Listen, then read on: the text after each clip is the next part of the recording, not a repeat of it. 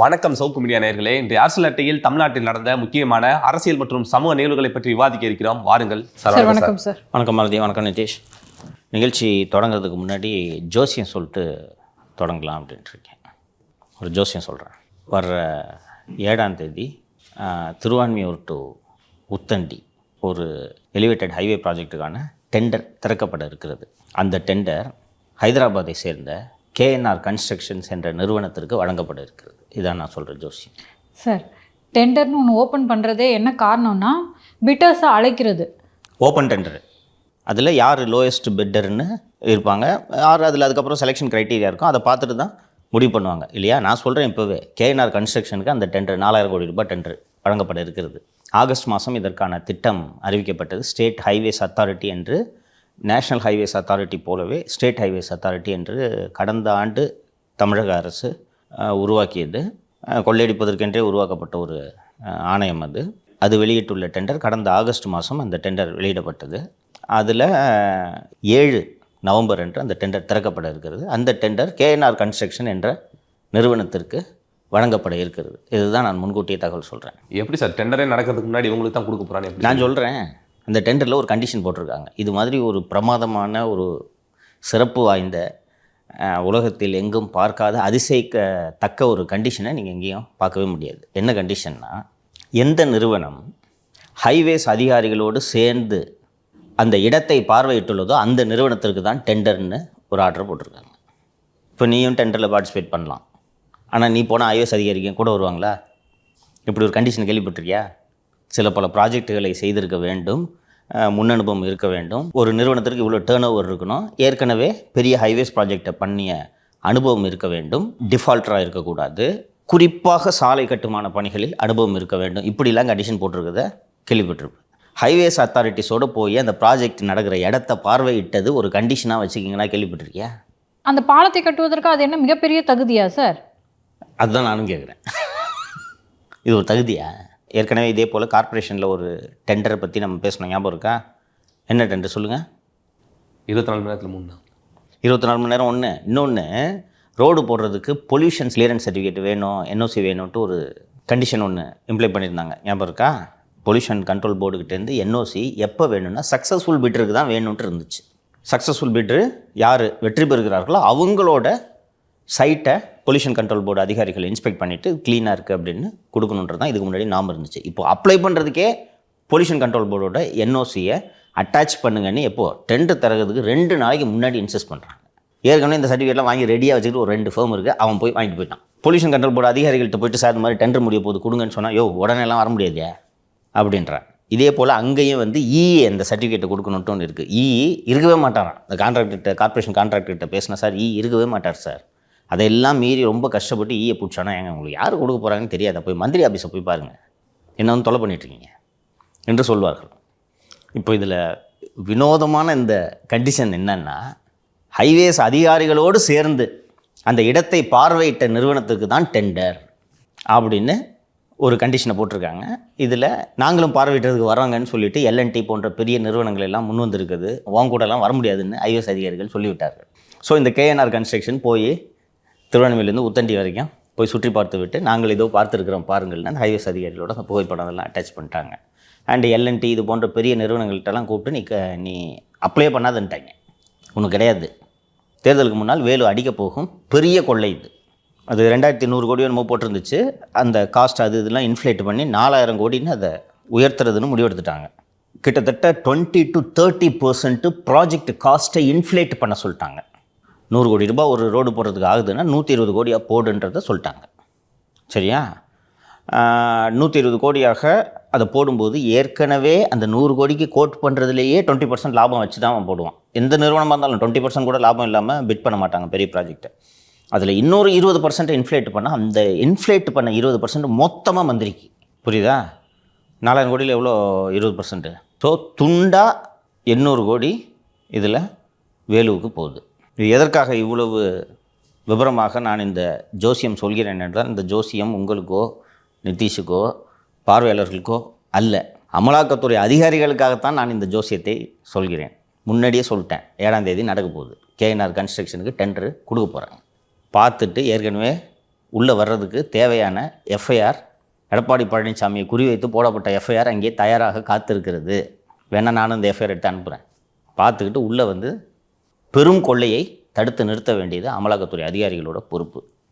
இன்னும் 3-4 மாதம் இருக்குது. இந்த 4 மாதத்தில் இன்னும் எவ்வளோ கொள்ளை அடிக்க போகிறாங்கன்னே தெரியல. வயிறு எரியுது. பாலெல்லாம் கட்ட வேண்டியதான். நான் சிம்பிளாக கேட்குறேன், இதே பாலத்தை NHAI கட்டுது, இந்தியாவை பூரா கட்டுது. இதை விட 30% கம்மியாக எப்படி கட்டுறாங்க NHAI? நீங்கள் அது தரமாக இருக்குது சார். நல்லாயிருக்கும், குவாலிட்டி நல்லாயிருக்கும். ஸ்டேட் ஹைவேஸோட ப்ராஜெக்ட்ஸோட ஒப்பிடும்போது NHAI through out the country தரமாக இருக்கும். எப்படி அவங்க கம்மியாக கட்டுறாங்க? சொல்ல வேண்டியதை சொல்லி ஆயிற்று. இது இப்போ இந்த முனிசிபல் அட்மினிஸ்ட்ரேஷன் ரெக்ரூட்மெண்ட் போலவே எடுத்துக்கிட்டால், அதிகாரிகளும் பிஜேபியும் மத்திய அரசும் அவங்க கழுத்தை பிடிச்சி நெரிச்சு இந்த மாதிரி ரெக்ரூட்மெண்ட் பண்ணி மாட்டுன்னு சொன்னாங்க. நீங்களாக பண்ணது தானே. தீதும் நன்றும் பிறர் தர வர நீங்களாக பண்ணது தானே. இப்போ எதுக்கு இப்போ இப்படி பண்ணுறீங்க? எல்லாரும் பார்க்குறாங்கல்ல, NHAI அதிகாரிகள் பார்க்குறாங்கல்ல, இந்த பாலத்துக்கு எவ்வளோ செலவாகும். இன்னொன்று, இந்த துறையில் இருக்கக்கூடிய ஒப்பந்ததாரர்களுக்கு KNR கன்ஸ்ட்ரக்ஷனுக்கு எப்படி டெண்டர் கிடைச்சதுன்னு தெரியாதா? இது ஒரு கண்டிஷனா? அப்போ நீங்களாக போய் எலிப்பொறியில் போய் காலை வச்சுட்டு ஐயோ பிடிக்கிறாங்க குறி வைக்கிறாங்க. பாஜக குறி வைக்கிது. குறிதான் வைப்பான் சார். இன்னைக்கு தினமலரில் OPS கூடாரம் காலி அப்படின்னு சொல்லிட்டு நியூஸ் வந்திருக்கு. OPS கூட இருக்கவங்கலாம் நினச்சிக்கிருந்தாங்களா, பாஜக அதிமுக இல்லைன்னா பாஜக கூட்டணியில் எப்படியாவது நம்மளை சேர்த்துக்குருவாங்க அப்படின்னு சொல்லிட்டு. இப்போ அதுக்கு வாய்ப்பு இல்லை. ஏன்னா செங்கோட்டையன் அவர்களும் கலகக்குரல் எழுப்பினார். கடைசியில் பார்த்தா அவரை வெளியே நீக்கி விட்டாங்க. அரசியலில் டைமிங்ன்றது ரொம்ப ரொம்ப முக்கியம். புரியுதா? நீங்கள் எந்த முடிவு எடுத்தீங்கனாலும் அது எடுக்கக்கூடிய டைமிங்ன்றது ரொம்ப முக்கியம். அந்த டைமிங்கை பொறுத்து தான் நீங்கள் எடுக்கக்கூடிய முடிவின் தாக்கம் இருக்கும். திரு செங்கோட்டையன் அவர்கள் அனைவரும் ஒன்று சேர வேண்டும், அதிமுக இணையணும், பிரிந்தவர்கள் ஒன்று கூட வேண்டும்னு 10 நாள் கெடு வச்சார். ரைட்டா? என்னாச்சுன்ற அந்த ரிசல்ட்டை நாம் பார்த்தோம். இந்த கெடுவை செங்கோட்டையன் ஜூன் 22 அதிமுக பொதுக்குழு சமயத்தில் வச்சுருந்தாருன்னா அதிமுகவோட தலையெழுத்தே மாறி போயிருக்கும். அன்னைக்கு கிட்டத்தட்ட கட்சி எடப்பாடி பழனிசாமி அப்போது தான் பொதுச் செயலாளராக தேர்ந்தெடுக்கப்படுகிறார். ஓகே, ரொம்ப நெருக்கடியான நிலையில் இருந்தார். அப்போ தான் எமர்ஜ் ஆகி வர்றாரு. அதற்கு பிறகு தான் புரட்சி தமிழராக அவதாரம் எடுக்கிறார். அந்த நேரத்தில் செங்கோட்டையன் இதை பேசியிருந்தார்னா கதை வேறு. டைமிங் மிஸ் பண்ணார். டைமிங் மிஸ் பண்ணி அந்த தீபம் அணைகிற நேரத்தில் இதை பேசி என்ன ஆக போகுது? கூடவே நின்று பொதுக்குழுவில் ஒருங்கிணைப்பாளர், இணை ஒருங்கிணைப்பாளர் பதவிகளை நீக்கி, OPS அவரது மகன் அத்தனை பேரையும் நீக்கி, அவைத்தலைவர் தமிழ்மகன் ஹுசைன் தேர்ந்தெடுக்கப்பட்டு, அதற்கு பிறகு தேர்தல் ஆணையத்தில் வரிசையாக மனுக்களை தாக்கல் செய்து, சென்னை உயர்நீதிமன்றம், டெல்லி உயர்நீதிமன்றம், உச்சநீதிமன்றம் என்று பல்வேறு இடங்களில் வழக்குகளை நடத்தி, அதிமுகவின் பொதுச் செயலாளர் பழனிசாமி தான், இரட்டை இலை அவருக்கு தான் சொந்தம் என்று அந்த விஷயங்கள் எல்லாம் முடிவடைந்த பிறகு இப்போ போய் ரெட்டலைகிரி தேர்தல் ஆணையத்துக்கு லெட்டர் எழுதுனேன்னா, அன்னைக்கெல்லாம் நீங்கள் பார்த்தீங்கன்னா பிஜேபி தூண்டி விட்டுக்கிட்டு இருந்துச்சு. ரைட்டா? இந்த ரெட்டலை பஞ்சாயத்து அணையாமல் பார்த்துக்குச்சு பிஜேபி. இன்றைக்கி எடப்பாடி பழனிசாமி தலைமையில் நாங்கள் தேர்தலை சந்திக்க போகிறோன்ற முடிவுக்காக அவர்கள் கட்சியை சேர்ந்த ஒரு சாமிங்கான லீடரான அண்ணாமலையை தியாகம் செய்கிற அளவுக்கு பிஜேபி போயிடுச்சு. இப்போ போய் ரெட்டலைன்னு தூக்கிக்கிட்டு போனால் தேர்தல் ஆணையம் எந்த லட்சணத்தில் வேலை செய்துன்றதான் பார்த்துக்கிட்டு இருக்கிறோமே. அதுபோலத்தான் செங்கோட்டையன் இந்த எடுத்த முடிவையும் நாம் பார்க்க வேண்டும். சார், அவங்க இப்போ பிஜேபியோட மூட கணிக்க தவறிட்டாங்கன்னு நினைக்கிறேன். அவர் சொன்னார் இல்லையா, கூட்டாட்சி நாங்கள் அமைச்சரவையில் இடம் கேட்போம் அப்படின்னு சொல்லியிருந்தாங்க இல்லையா, அந்த மூடில் இருக்காங்க அப்படின்னு நம்பிட்டாங்களோ? அந்த மூட்லேயும் அவங்க இல்லை. அது ஒரு சும்மா டெஸ்ட் பண்ணி பார்க்குறது. அப்போல்லாம் காலம் கடந்து போயிடுச்சு. எப்போ அதிமுகவோட உட்கட்சி விவகாரம் நாங்கள் அதில் தலையிட மாட்டோம்னா அமித்ஷா ஏப்ரல் 2025 சொன்னாரோ அப்போதே இது முடிவடைந்து விட்டது. பேசுறதுக்கு ஒன்றுமே இல்லை. அது வரைக்கும் யார் பேசினாலும் OPS பின்னாடி பிஜேபி இருக்குது, எடப்பாடி பழனிசாமிக்கு எதிராக OPSஐ தூண்டி விட்றாங்க, வைத்திலிங்கத்தை தூண்டி விட்றாங்க என்றெல்லாம் அன்னைக்கு ஊகிக்க இடம் இருந்தது. எப்போ அமித்ஷா பழனிசாமியை பக்கத்தில் உட்கார வச்சுட்டு அது அவங்க உட்கட்சி பிரச்சனைங்க, நாங்கள் அதில் தலையிட மாட்டாங்கன்னு சொன்னாரோ முடிஞ்சு போச்சு. அதுக்கு பிறகு போனீங்களே, டெல்லிக்கு போய் உள்துறை அமைச்சரை சந்திக்க வேண்டும் என்று முயற்சி செய்தீர்களே, உள்துறை அமைச்சர் உங்களை சந்திக்கவில்லையே. அப்போது பிஜேபி இந்த முயற்சிகளுக்கு ஆதரவு அளிக்காது என்பதை உணர்ந்திருக்க வேண்டாம்? சரி, நிர்மலா சீதாராமனை பார்த்தீங்க, என்ன சொன்னாங்க? போய் அமைதியாக இருக்கு சொன்னாங்களா? நான் அன்றைக்கி நம்ம நிகழ்ச்சியில் பதிவு செஞ்சோன்னு நினைக்கிறேன். சொன்னாங்களா? அமைதியாக இருங்க, உங்களுக்கு 1 சீட்டு நாங்கள் கேரண்டி பண்ணுறோம், இது சொன்னாங்களா? அதுக்கு பிறகு பசும்பொன்னில் போய் தேவர் திருமகனாரோட நிகழ்ச்சிக்கு அஞ்சலி செலுத்துறேன்ட்டு இவங்க கூட போய் நின்னா இன்றைக்கி ஜூனியர் விடனில் கவர் ஸ்டோரியாக போட்டிருக்காங்க. நடுத்தெருவில் செங்கோட்டைன்ற துணியில் ஒரு கவர் ஸ்டோரி வந்திருக்கிறது. இன்றைக்கி உண்மையிலே நடுத்தருவில் தான் நிற்கிறாரு. அரசியல் எதிர்காலமே இல்லை. சரி, போய் சேர்றாரு. இவர் போய் சேரும் இடத்தில் செங்கோட்டையன் சேர்ந்ததால் அந்த அணி பலம் பெறுகிறது என்பது போன்ற ஒரு சூழல் இருக்குதுன்னா அந்த அணி பிச்சுக்குன்னு போகுது. அங்கே மொத்தம் 3 எம்எல்ஏ, வைத்தியலிங்கம், பன்னீர்செல்வம் மற்றும் மனோஜ் பாண்டியன். அதில் மனோஜ் பாண்டியன் அவர் கிளம்பி போய் அறிவாலயத்துக்கு போயிட்டார். சரி, அறிவாலயத்துக்கு மனோஜ் பாண்டியன் சென்று திமுகவில் சேர்ந்தது சரியான முடிவா? வேறு வழி இல்லையே, அவர் எடுத்தது சரியான முடிவு தான். ஏன்? அவருக்கு அரசியல் எதிர்காலம் அங்கே தான் இருக்குது. ஒரு பெரிய கட்சி சார், நாளைக்கு வந்துட்டு அவர் அமைச்சரவையில் கூட அவருக்கு இடம்பெற வாய்ப்பு இருக்குது. இந்த கட்சியில் உட்காந்துக்கிட்டா எப்படி சார் கிடைக்கும்? அது ஒன்று. அவர் திமுகவில் சேர்ந்தது சரியா, அதிமுகவுக்கு போயிருக்கணுமா? அதிமுகவில் சேர்த்துக்க மாட்டாங்களா சார்? ட்ரை பண்ணியிருக்கணும்ல. நான் சொல்கிறேன், மனோஜ் பாண்டியன் வந்தால் சேர்ப்பதற்கு எடப்பாடி பழனிசாமி தயாராக இருந்தார். அவருக்கு அவர் மேலெல்லாம் ஒன்றும் பிரச்சனை இல்லை. ஏன்னா மனோஜ் பாண்டியன் எங்கேயுமே வாய் திறந்து பேசுனதில் கவனிச்சிருக்கீங்களா? பேசவே மாட்டார். இன்றைக்கி போய் எடப்பாடி பழனிசாமி வீழ்த்துறதுக்காக தான் நான் இங்கே சேர்ந்துருக்கிறேன் என்று அவர் சொல்கிறார். ஆனால் எங்கேயுமே அவர் பேசலை. ஒரு பழனிசாமிக்கும் அவர் மேலே, பழனிசாமிக்கோ மற்ற தலைவர்களுக்கோ அவர் மேலெல்லாம் பெரிய கிரீவன்ஸ்லாம் எதுவும் இல்லை. வந்து தான் சேர்த்துக்கிட்டு இருந்திருப்பாங்க. ஹி மேட் அ மிஸ்டேக்குன்னு தான் நான் பார்க்குறேன். அவர் ஒன்றும் அந்த ஆலங்குளத்தில் ஒரு மாபெரும் செல்வாக்கு பெற்ற தலைவர் எல்லாம் மனோஜ் பாண்டியன் கிடையாது. அவங்க அப்பா மாபெரும் தலைவர். அவர் ஒரு வழக்கறிஞர், ஒரு அரசியல் குடும்பத்துலேருந்து வந்தோன்றதுக்காக, குடும்பத்துலேருந்து ஒருத்தர் இருக்கணுன்றதுக்காக தான் ஒரு 3000 ஓட்டுலேயே என்னமோ தான் 21 பூங்கோதையை அவர் வீழ்த்தினார். ஒன்றும் மாபெரும் வெற்றியெல்லாம் பெறவில்லை. ரொம்ப பலவீனமாக தான் இருக்கார். அப்படி இருக்கும்போது இவர் இந்த தப்பான முடிவை ஏன் மனோஜ் பாண்டியன் எடுத்தார்? ஓபிஎஸ் அணியினர் வந்து அன்கண்டிஷனலாக நாங்கள் வர தயாராக இருக்கோம் அப்படின்னு சொல்லியிருந்தாங்க. அதெல்லாம் நிராகரிச்சிட்டாங்களே அதிமுகவில். நிராகரிச்சிட்டாங்கம்மா. You should take the effort. Manoj Pandian approach பண்ணியிருந்தாருன்னா நிச்சயமாக சேர்த்துக்கிட்டு இருப்பாங்க. நான் உறுதியாக சொல்கிறேன். அந்த அவர் சார்ந்த சமூகத்தின் வாக்குகள் அதிமுகவுக்கு தேவையாக இருக்கிறது. அந்த அடிப்படையில் தான் திரு இன்பதுரை அவர்களுக்கு மாநிலங்களவை உறுப்பினர் பதவி கொடுக்கப்பட்டது என்பதை நாம் விவாதித்தோம். உங்களுக்கு நினைவு இருக்கும். அதனால் தேவை இருக்கிறது. வந்தால் சேர்த்துக்கிட்டு இருந்திருப்பாங்க. ஒரு லெகசி உள்ள குடும்பம், ஏடிஎம்கே லெகசி உள்ள குடும்பம், சேர்த்துக்கிட்டு இருந்திருப்பாங்க. போய் எதிரி முகாமுக்கு போய் சேர்றீங்க. சரியா சேர்ந்தார்? அருட்தந்தை, நீங்கள் திமுகவுக்கு வாருங்கள், நான் உங்களை ஆசீர்வதிக்கிறேன் என்று அருட்தந்தையின் ஆசீர்வாதத்தில் தான் மனோஜ் பாண்டியன் அறிவாலயத்தில் சென்று இணைந்திருக்கிறார். அதிகாரிகள்லாம் திமுகவில் வந்து அறிவிக்கப்படாத கட்சிக்காரர்களாக மாறிட்டாங்களாங்க சார்? அவங்க தானே ஆட்சி நடத்திட்டு இருக்காங்க. இல்லை, இது யூஷுவல் தானா? Behind the screen பண்ணுவாங்கம்மா.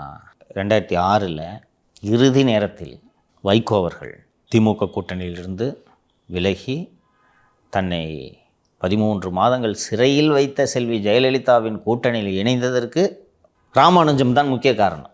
அப்போதைய உளவுத்துறை தலைவராக இருந்த ராமானுஜம் தான். அவரே நேரில் சென்று பேசினார். அதனால் அதிகாரிகள் அந்த காலத்தில் இருந்து எம்ஜிஆர் மோகன்தாஸை வச்சு தான் கவர்மெண்ட்டே நடத்தினார். இருப்பாங்க, பின்னாடி இருப்பாங்க. அண்டு திருமதி குஷ்பு அவர்கள், அவர் ஆரம்பத்தில் இருந்தே குஷ்பு அவர்களுக்கு காங்கிரஸ் கட்சியின் மீது ஒரு ஈடுபாடு உண்டு. காங்கிரஸ் கட்சியில் சேர வேண்டும் என்பது தான் அவருடைய நோக்கமாக இருந்தது. ஸோ அவர் மீது இருந்த அந்த வழக்குகளிலிருந்து விடுதலையாகி அவர் காங்கிரஸ் கட்சியில் சத்தியமூர்த்தி பவனில் சென்று சேரலாம் என்று திட்டமிட்டிருந்த போது அவரது தொலைபேசியை ஒட்டு கேட்ட அப்போது இருந்த உளவுத்துறை தலைவர் போய், தலைவரை இந்த மாதிரி அங்கே போகிறாங்கன்னு சொன்னேன், நம்ம கட்சியை கூட்டுவாயா அப்படின்னு சொன்னோன்னே அவர் தான் தூக்கிட்டு போகிறார். போய் அப்புறம் மனம் வெறுத்து அதற்கு பிறகு போய் காங்கிரஸில் சேர்ந்தார். இப்போ அங்கேயும் இல்லை. ஸோ பிஹைண்ட் தி ஸ்க்ரீன் உளவுத்துறை இதை செய்யும். உங்களுக்கு ஞாபகம் இருக்கும், 2011 தேமுதிகவோடு கூட்டணி அமைத்து அதிமுக தேமுதிக இரண்டும் வெற்றி பெற்றது. சட்டப்பேரவையில் செல்வி ஜெயலலிதாவுக்கு எதிராக நாக்கை கடித்து விட்டார் என்ற ஒரே காரணத்திற்காக 8 எம்எல்ஏக்களை ஒவ்வொருவராக உருவினார் ஜெயலலிதா. அது உளவுத்துறையோட வேலை. ஸோ இது பண்ணுவாங்க, இப்போதும் செய்கிறார்கள். பட் மனோஜ் பாண்டியை யோசிச்சிருக்கணுன்றேன். இப்போ மற்றவங்க மாதிரி இப்போ பன்னீரை எடுத்துக்கிட்டிங்கன்னா, பன்னீர் நான் நிபந்தனை இல்லாமல் வரேன்னு சொன்னாலும், யோ உனக்கு இடம் இல்லை, கிளம்பு நீ முதல்ல அப்படின்றாங்க.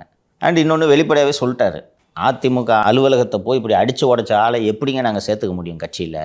அதிமுக சின்னம் முடக்கப்பட வேண்டும் என்று இன்று வரை வழக்கு தொடுத்து கொண்டிருக்கக்கூடிய நபரை நாங்கள் எப்படி சேர்க்க வேண்டும் என்று பன்னீர்செல்வத்தை பற்றிய தனது கருத்தை வெளிப்படையாக தெரிவித்து விட்டார். அந்த பன்னீர்செல்வம் அந்த போல் வழக்கு தொடுப்பதற்கு வழக்கறிஞர்கள் நியமிப்பது, வழக்காடுவது, இது போன்ற உதவிகளை மனோஜ் பாண்டியன் செய்து கொண்டிருந்தார்.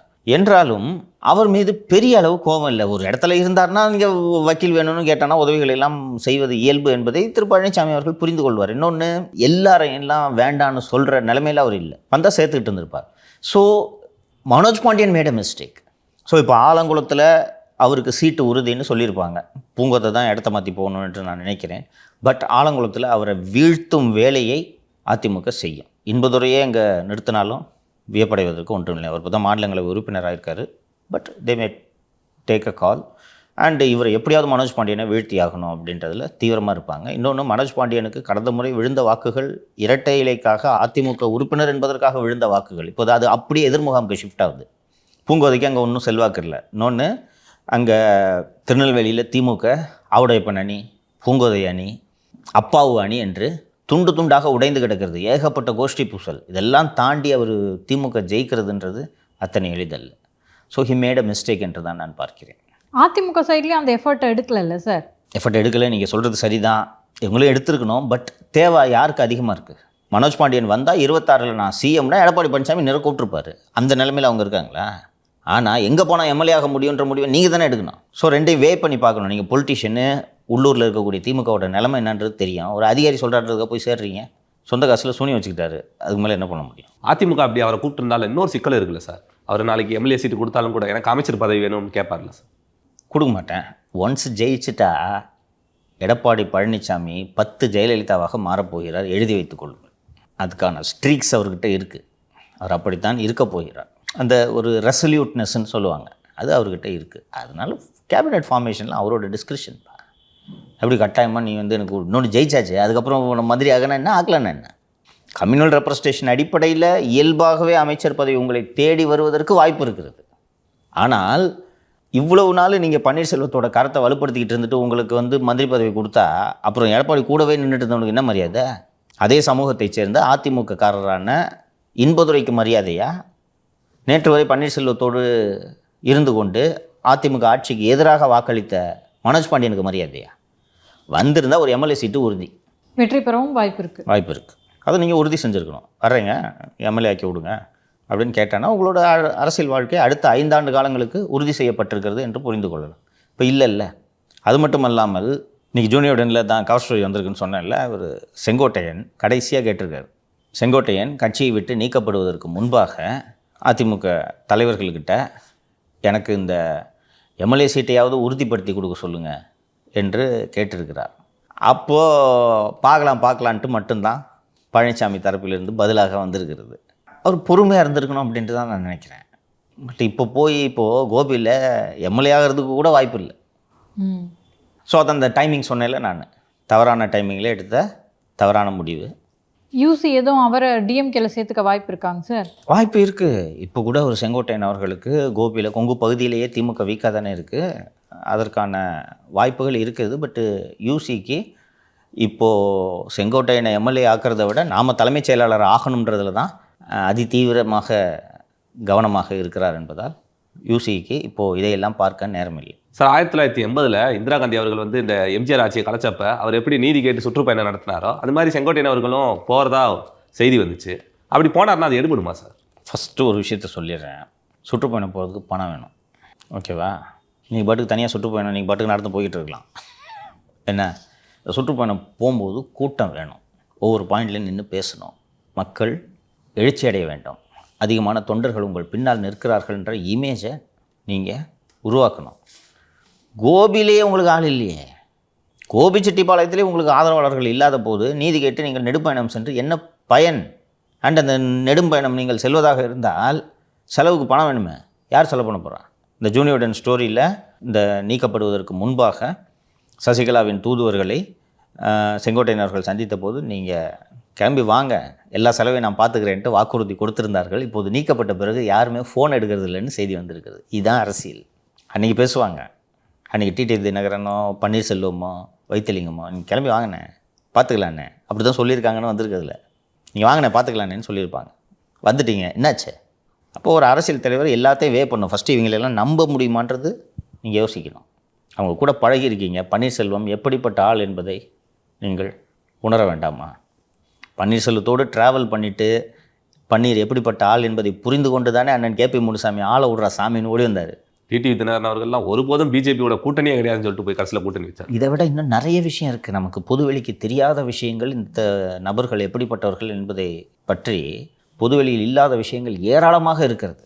டிடிவி தினகரனை நம்பலாமா அப்படின்ட்டு 4 பேர்கிட்ட கேட்டிருந்தாருன்னா தெரிஞ்சிருக்கும். பன்னீர்செல்வத்தை நம்பலாமான்னு கேட்டிருந்தா அவங்க சின்ன பையனே சொல்லியிருப்போம். ஜெயபிரதீப், இவங்க அப்பாவை நம்பி வந்தால் இங்கே நாங்களே தெருவில் நிற்கிறோம், நீங்கள் வேறு. So his future is gone, அவ்வளோதான். அண்டு தினமலரில் நல்ல டைட்டில் வச்சுருக்காங்க, கூடாரம் காலி. காலி தானே இன்றைக்கி? சார், இன்னைக்கு ஜூனியர் விடனில் ஒரு செய்தி வந்திருக்கு. அதிமுகலேருந்து செங்கோட்டையன் அவர்கள் வெளியில் போனதுக்கு பின்னணியில் அண்ணாமலை அவர்கள் இருக்கிறதா இன்னைக்கு செய்தி வந்திருக்கு சார். எல்லாவற்றின் பின்னணியிலும் அண்ணாமலை இருக்கிறார். நீங்கள் இந்த 24 தேர்தல் பிரச்சாரத்தில் பார்த்தீர்கள் என்றால் நீங்கள் எழுதி வச்சுக்கோங்க, ஜூன் மாதம் ஒட்டுமொத்த அதிமுக கட்சியும் அண்ணன் டிடிவி தினகரன் பின்னால் வரப்போகிறது என்று சொன்னார். அவர் தான் இவர்களெல்லாம் தூண்டிவிட்டு கொண்டும் இருக்கிறார். அவர் தூண்டி விடலைன்னா எதுக்காக டிடிவி தினகரன் நயினா நாகேந்திரனுக்கு கட்சி நடத்தவே தெரில, அண்ணாமலை இருந்தப்போ கட்சி நல்லா இருந்துச்சுன்னு எதுக்கு சொல்லணும்? இவர்களெல்லாம் தூண்டிவிட்டு கொண்டு இருந்தார். ஆனால் இன்றைக்கி அண்ணாமலையோட செல்வாக்கே சரிந்து கொண்டு இருக்கிறது என்பது தானே உண்மை. இன்றைக்கி டிடி நெக்ஸ்ட்டில் வந்திருக்கக்கூடிய ஒரு செய்தியில் அண்ணாமலையின் எதிர்காலம் கேள்விக்குறி, அண்ணாமலையின் செல்வாக்கு குறைகிறது என்று ஒரு செய்தி வந்திருக்கிறது. அண்டு அண்ணாமலை அவர்கள் மாற்றப்பட்டு நயினா நாகேந்திரன் நியமிக்கப்பட்டு சென்னையில் அமித்ஷா பத்திரிகையாளர் சந்திப்பை நடத்திய போது திரு அண்ணாமலை அவர்களுக்கு நன்றி தெரிவித்துக் கொள்கிறேன். அவர் இந்த பார்ட்டியோட வளர்ச்சிக்கு நிறைய பங்களிப்பை செய்திருக்கிறார். அவருடைய அனுபவத்திற்கு ஏற்ற வகையில் அவருக்கு ஒரு பொறுப்பு வழங்கப்படும் என்று மட்டும் சொல்லியிருந்தார்கள். ஆனால் இன்றைக்கு வரைக்கும் கிட்டத்தட்ட 5-6 மாதம் ஆகுது, இன்றைக்கு வரைக்கும் எந்த பொறுப்பும் வழங்காமல் இருப்பதற்கு காரணம், இவர் திமுகவோடு உறவாடி கொண்டு திமுகவுக்கு நெருக்கமான திமுகவின் பினாமிகளிடமிருந்து எவ்வளவு சம்பாதித்திருக்கிறார் என்ற விவரங்களை உளவுத்துறை, மத்திய உளவுத்துறை எடுத்து பிஜேபி தலைமையிடம் கொடுத்ததன் காரணமாகத்தான் இவருக்கு பொறுப்பு எதையும் வழங்கக்கூடாது என்று பிஜேபி தீர்மானமாக இருக்கிறது. திரு அண்ணாமலையும் அவருடைய வெறுப்பையும் கோபத்தையும் தொடர்ந்து வெளிப்படுத்தி கொண்டிருக்கிறார் என்பதை நாம் பார்க்கிறோம். ஒரு சில நாட்களுக்கு முன்பு பத்திரிகையாளர்களை சந்தித்த போது அண்ணாமலை அவர்கள், நான் விரைவில் ஒரு முடிவு எடுத்துடுவேன், ஒரு கட்சியில் ஒருத்தர் இருக்கணும்ன்ட்டு நீங்கள் யாரும் துப்பாக்கியை வச்சு உங்களை கட்டாயப்படுத்த முடியாது, மனசாட்சிக்கு விரோதமாகலாம் பேச வேண்டியது இருக்குது, நான் டெல்லி தலைமைக்கு கட்டுப்பட்டு இருக்கேன் என்றெல்லாம் சொன்னது அவரது விரக்தியின் வெளிப்பாடு. இன்றைக்கி ஜூனியர் உடனில் வந்திருக்கிற நியூஸில் அமித்ஷாவையும் மோடியுமே சேலஞ்ச் பண்ணி இவர் இது போல் பேசுகிறார் என்று அண்ணாமலையோட பேட்டியை டிரான்ஸ்லேட் பண்ணி நயினா நாகேந்திரன் டெல்லிக்கு அனுப்பியிருக்கிறார். அதை படித்துவிட்டு அவர்கள் கடும் கோபம் அடைந்திருக்கிறார்கள் என்று ஒரு செய்தி வந்திருக்கிறது. அதுவும் உண்மைதான். அண்ணாமலையோட விரக்தியின் வெளிப்பாடு நேற்று ஒரு செய்தியாளர் சந்திப்பில் ஏஎன்ஐ ரிப்போர்ட்டர் கூட சண்டையில் தார் பார்த்தியா? அண்ணாமலை அவர்கள் யோசிக்க வேண்டும். அவரே ஒரு மீடியாவோட ப்ராடக்ட் அண்ணாமலை. அவருக்கு பெரிய மக்கள் செல்வாக்கெல்லாம் இல்லை. அவர் ஒரு மீடியாவோட product, media darling Annamalai. Media வச்சு மட்டும்தான் வளர்ந்தார் அண்ணாமலை. அப்படி இருக்கும்போது அந்த மீடியாவில் இந்த ரிப்போர்ட்டர் சம்பளத்துக்கு வேலை செய்கிறான். அந்த பையன்கிட்ட போய் இப்படி சண்டை போடுறதுக்கான தேவை என்ன இருக்குது? உங்களுக்கு தலைமை மேலே கோவம்னா தலைமைகிட்ட காட்டு, ரிப்போர்ட்டர்கிட்ட போய் காட்டினா இது போல் மீடியாவை அவசியம் இல்லாமல் பகைத்து கொள்வது, சண்டையிடுவது என்பது அவரது எதிர்காலத்திற்கு நல்லதல்ல. ஸோ அண்ணாமலை எப்படியும் தனி கட்சி தொடங்குவது, ஏன்னா ஃப்யூச்சர் என்ன? பிஜேபி ஹைகமாண்டுக்கு இவர் மேலே இருந்த அந்த நன்மதிப்பு போய்விட்டது. எதிரியோடு இவர் உறவாடுகிறார், எதிரியோடு உறவு வைத்து பலனடைந்திருக்கிறார் என்ற ஆதாரங்கள் எல்லாம் கிடைத்துவிட்டது. ஸோ அண்ணாமலையின் பினாமி நிறுவனங்கள் எல்லாவற்றின் மீதும் விசாரணையை தொடங்குவது என்று பிஜேபி முடிவெடுத்திருப்பதாக இன்றைக்கி ஜூனியர்லையும் செய்தி வந்திருக்கு, டிடி நெக்ஸ்ட்லேயும் செய்தி வந்திருக்கு. ஏற்கனவே மணல் மாஃபியாக்களிடமிருந்து அண்ணாமலை பெற்ற உதவிகளும் வாங்கி குவித்த சொத்துகளும் புகாராக டெல்லிக்கு சென்றதன் விளைவாகத்தான் இன்று வரையில் அவருக்கு எந்த பொறுப்பும் வழங்கப்படவில்லை. தலைமையே தன்னை விரட்டிவிடும், அப்படி நடந்தால் தியாகி பட்டத்துடன் தனி ரூட்டில் பயணிக்கலாம் என்று திட்டம் போட்டார் அந்த மாஜி. ஆனால் டெல்லி உஷாராகி அவரை நீக்காமல் அவரின் உறவினரை நெருக்க சொல்லிவிட்டதாம். புரியுதா? நீங்கள் எவ்வளோ பெரிய லீடராக இருந்தாலும் ஒரு தனிநபரை விட ஆர்கனைசேஷன் என்றுமே பெரிது. அது அண்ணாமலை கணிக்க தவறிவிட்டார் என்று தான் நான் புரிந்து கொள்கிறேன். ஆர்கனைசேஷனுக்காக தான் அவருக்காக ஆர்கனைசேஷன் இல்லை. அவர் என்ன நினைக்கிறார்னா, நான் இல்லைன்னா அந்த ஆர்கனைசேஷனே இல்லை அப்படின்ற மாதிரி திரு அண்ணாமலை நினைக்கிறார். டெல்லி உஷாராகி அவரை நீக்காமல் அவரின் உறவினரை நெருக்க சொல்லிவிட்டுதான். அண்ணாமலையோட இன்வெஸ்ட்மெண்ட்ஸ் பூரா எல்லாம் பார்த்திங்கன்னா சொந்தக்காரங்க, ஃப்ரெண்ட்ஸு, காலேஜில் கூட படித்தவங்க, இவர்கள் மீதெல்லாம் இவர்கள் பேரில் எல்லாம் இன்வெஸ்ட்மெண்ட் பண்ணி வச்சுருந்தார். அதை லாக் பண்ணால் என்ன பண்ணுவீங்க? ஏற்கனவே தன் உறவினர் பெயரில் தொடங்கிய நிறுவனங்களை எல்லாம் ஒவ்வொன்றாக இழுத்து மூடி வருகிறார் மாஜி. இது உண்மை. வரிசையாக நிறைய நிறுவனங்கள் ஸ்ட்ரைக் ஆஃப் கொடுத்து அக்கௌண்ட்ஸை க்ளோஸ் பண்ணிகிட்ருக்காங்க. இந்த நிலையில் கடந்த ஆண்டு பெருங்கனவோடு தொடங்கிய மின்துறை சம்பந்தப்பட்ட நிறுவனத்தின் பெயரில் பல கோடி ரூபாய் சொத்துக்கள் எப்படி வந்தன? ஒரு கம்பெனி பேரில் நீங்கள் அசட் வாங்குறீங்கன்னா அந்த கம்பெனியில் டிரான்சாக்ஷன் இருக்கணும்ல. இப்போ நம்மளும் ஒரு கம்பெனி தொடங்கியிருக்கோம், நல்ல வருமானம் வருது. அப்போது இந்த வருமானத்திற்குள்ளே நம்ம ஒரு அசெட் கம்பெனி பேரில் வாங்கினோன்னா நோபடி கேன் கொஸ்டின். 50 லட்ச ரூபா வருமானம், 5 கோடி ரூபாய்க்கு நீங்கள் அசெட் வாங்கியிருந்தீங்கன்னா, அப்படியே 5 கோடி ரூபாய்க்கு வாங்கினாலும் அந்த 5 கோடிக்கு லோனு இருந்துச்சுன்னா தெர் இஸ் நோ கொஸ்டின். 50 லட்ச ரூபா தான் வருமானம், 5 கோடி ரூபாய்க்கு நீங்கள் திடீர்னு கம்பெனி உள்ள பணம் வந்து அந்த பணத்தை வச்சு வாங்கிட்டீங்கன்னா எங்கேருந்துங்க கம்பெனி உள்ள பணம் வந்துச்சுன்னு கேள்வி எழுப்புவாங்க தானே. தலைமையின் இந்த அட்டாக்கை தாங்க முடியாத மாஜி கர்நாடகா மடத்தில் சரணாகதி அடைந்ததோடு கடந்த சில நாட்களாக கட்சியின் தேசிய பிரமுகரிடம் உதவி கேட்டு பெங்களூரிலேயே இருக்கிறாராம் என்கிறார்கள் விவரம் அறிந்தவர்கள். அந்த பெங்களூரில் மட்டு ஒன்று இருக்குது. ஒரு அண்ணாமலை அவர்கள் எஸ்பியாக அங்கே ஐபிஎஸ் அதிகாரியாக பணியாற்றிய காலத்தில் நிறைய மடங்களோடு பழக்கம். கர்நாடகாவை பொறுத்த வரைக்கும் இந்த மட்ஸ் வந்து ரொம்ப பவர்ஃபுல் ஆர்கனைசேஷன்ஸ், நிறைய மட்ஸு. அந்த மட்ஸோடு பிஜேபியின் தேசிய அமைப்பு பொதுச் செயலாளராக இருக்கக்கூடிய பிஎல் சந்தோஷ் ரொம்ப நெருக்கமானவர். அவர் தானே அண்ணாமலையை அரசியலுக்கு கொண்டு வரதுனால அவர்கிட்ட காப்பாற்றி விடுங்கன்னு உதவி கேட்டிருக்கிறார். நாம் ஒரு 15-20 நாட்களுக்கு முன்பே நிகழ்ச்சியில் சொன்னோன்னு நினைக்கிறேன். அண்ணாமலை தனி கட்சி தொடங்க இருக்கிறார், டிசம்பர் வாக்கில் தொடங்குகிற மூடில் இருக்கிறாருன்ட்டு. அதற்கான அறிகுறிகள் தொடர்ந்து தெரிந்து கொண்டு இருக்குது. அதே விகடனில் வேறு போட்டுருக்கு சார், இவர் தனி கட்சி தொடங்குறதுக்குள்ளே எலெக்ஷனே முடிஞ்சிருன்னு சொல்லிட்டு ஏதாவது ஒரு கால் எடுத்து தானே ஆகணும். அது போல் ஒரு கால் எடுத்தாருன்னா சொந்தக்காரங்களை பூரா லாக் பண்ணி விசாரணை என்று சொன்னால் எப்படி தனி கட்சி தொடங்குவீர்கள்?